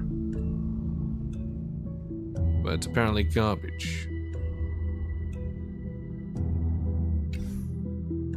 I mean, from where I'm looking at it, it doesn't seem like garbage. Or maybe I just don't know the business ins and outs. Dreamweaver Archives. Past Dreamweaver's true history should never be forgotten. Search keywords Dream Chaser Era Nightingale Dreamweaver. After many amber eras of chaos and war, Penacony decided to take its first steps towards expanding the dreamscape. The great architect Glow arrived at Penacony following an invitation and began the search for a method to stabilize the dreamscape alongside fellow architects. It was at this moment that Penacony entered an age of rapid development, historically known as the Dream Chaser Era. A Dreamweaver project attracted outstanding talents from all across the cosmos. Early Dreamweavers came from all different walks of life. They gathered together in the Nightingale family and formulated countless wonderful concepts for the construction of the dreamscape. The Nightingale family head, Glow, Professor Al, led the most talented and brilliant Dreamweavers among them to design and build the prototype of the 12 dreamships of today. These Dreamweavers are known as the Origami Dreamweavers, the Origami Birds. Their creations remain in the Penacony dreamscape to this day. Joey designed the Reverie Hotel in the Moment of Oasis, formerly a famous galactic architectural designer born from an artistic family from the Epsilon system. Her designs... is it Boss Red? No, not Boss Red. It's like a reddish color. Her designs emphasize external curvature and aesthetics as well as the artistic expressions of the exterior. Her iconic work, The Reverie, was accused of plagiarism, although the plaintiff insufficient religious reputation was still wrought. The true design of The Reverie was also a gentle dream-weaving scholar who sought dream-weaving talents for the Nightingale family. Possibly after being assaulted by memory zone memes. Wait, I read this already. Alright. Story of Soul Glad, Dreams in a Bottle. Last one. The wealthy find coarse tea hard to swallow, while the poor are unaccustomed to drinking high-class beverages. The wire at the end of the world is reserved for fools, while even geniuses struggle to obtain Qingtu's finest wine. However, Soulglad belongs to all beings in the universe. He is loved by everyone and accessible to all. Mr. Aideen, father of Soulglad. Soulglad, the reigning king of soft drinks in the universe. Not even Kapokali? Stands as the most commercially successful brand in Penacony. It has changed Penacony, revolutionized dietary habits in thousands of worlds, and reshaped the entire beverage market across the universe. However, this grand business empire was actually established in the humble kitchen of a desolate prison. During 2148 AE, an IPC ship landed in the ring-shaped prison of the Asdana system, breaking the long-standing silence. Ever since the calamity caused the destruction disrupted interstellar routes, the prison constructed by the IPC had not seen any outsiders for a long time. All the prisoners working outside the building suspended their labor and observed the arrival of the visitors. A group of people in black IPC uniforms stepped out from the ship. The IPC employees recruited from neighboring star systems, most of them possessed an imposing stature and intimidating looks, served as a deterrent against the prisoners. However, behind them stood a small, slender man who seemed out of place. He wore a clean white uniform, fluffy hair, thick lenses, reflecting wisdom, and a kind smile beneath his moustache. People referred to him as Mr. Sosa, the new head chef for this prison. His culinary expertise once shown at the Galactic Culinary Contest. He had previously worked in the most esteemed restaurant at the Pierpoint and was rumored to have lured the beast of veracity with his dishes. Everyone pondered why such a remarkable man would visit such a remote and abandoned prison, but only he knew the answer, for his devotion. He followed the guards through the prison gates, blasting a resentful glance from the prisoners. All the prisoners had been wanted criminals who ended up here as a consequence of obstructing IPC's interests. The inhumane conditions of the prison had taken a heavy toll on them, and they anticipated that these unfamiliar faces would bring more suffering in the future. Oh, the great one above, look at my 4 family members, I will bring you salvation. Before the guards could assert their authority over the prisoners, Mr. Sosa ran up to the inmate, signing with a worried look on his face. Poor family salvation? To the prisoners, these words were unheard of. While the guards couldn't help but burst out laughing, the prisoners perceived it as humiliation. Nobody expressed gratitude towards Mr. Sosa's kindness, but rather they felt the new chef was trampling on what little dignity they had left. They silently agreed that they must teach this arrogant chef a lesson. They meticulously planned how to accidentally knock over the porridge bucket out beside him, or accidentally snap a dish in his face, or even inadvertently make him bathe in hot soup. However, they carefully prepared dinner. Everyone forgot about their elaborate plans. The dirty plates were full of delectable dishes, and the rusty porridge bucket smelled delicious. Now the prisoners could believe their eyes. They never dreamed that the decaying meat and rotten vegetables from the prisoners' warehouse could be made into such magnificent creations. Overnight, Mr. Sosa became an adored figure among the prisoners. His intention had simply been to improve their lives. While and that he was on the brink of creating a miracle that could ripple across the universe. Visiting Mr. Sosa's exceptional culinary skills, the prisoners let go of their animosity and quickly formed bonds with this kind-hearted man. Through their stories, Mr. Sosa learned that the injustice inflicted by IPC, many of the prisoners had been wrongfully imprisoned, enduring abuse and torment at the hands of their prison guards. They were not only physically confined, but also deprived of the simple pleasures that could nourish their souls. Determined to alleviate the suffering, Mr. Sosa pondered how to bring joy back to their lives. Throwing upon his extensive knowledge, he created a special spice from scarce ingredients and fashioned a sweet drink around it. However, a mere sweet drink was insufficient to ease the prisoner's physical and mental anguish. During his exploration across the Asdana system in his spare time, Mr. Sosa stumbled upon a mysterious herb known as Dreamleaf. This herb possessed the power to heal the prisoner's emotions, alleviating the depression caused by hunger and fatigue, and granting them peace and blissful dreams at night. Incorporating this extraordinary herb into the drink's formula, along with the addition of exhilarating bubbles, Mr. Sosa created the legendary beverage known as Soul Glad. The prisoners soon fell in love with this delightful elixir as it washed away their pain and animosity as soon as they drank it. Mr. Sosa discreetly shared Soul Glad with the prison guards as well, fostering a sense of unity as they savored the joy alongside the prisoners. There's a realization of this vision for harmony, a dream encapsulated within a bottle. Mr. Sosa firmly believed that this tantalizing beverage could resolve conflicts not only within the prison, but also throughout the entire universe. His dream was for all cosmic beings on the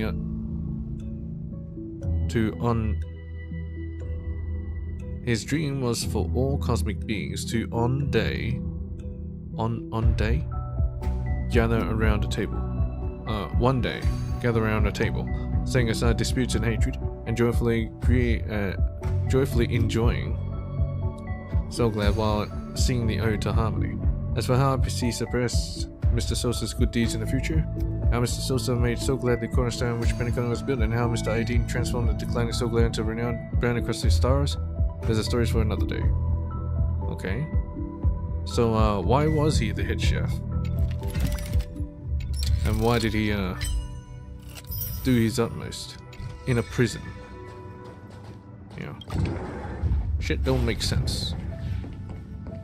Like such a renowned chef, he went to a prison for his devotion, or whatever that means.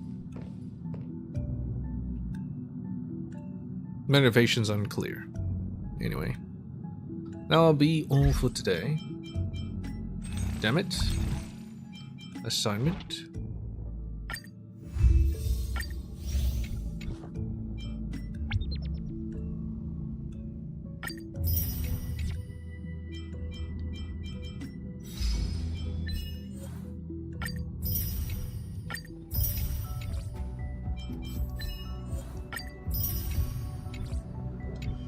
Anyways, Peach. Yeah, Peach.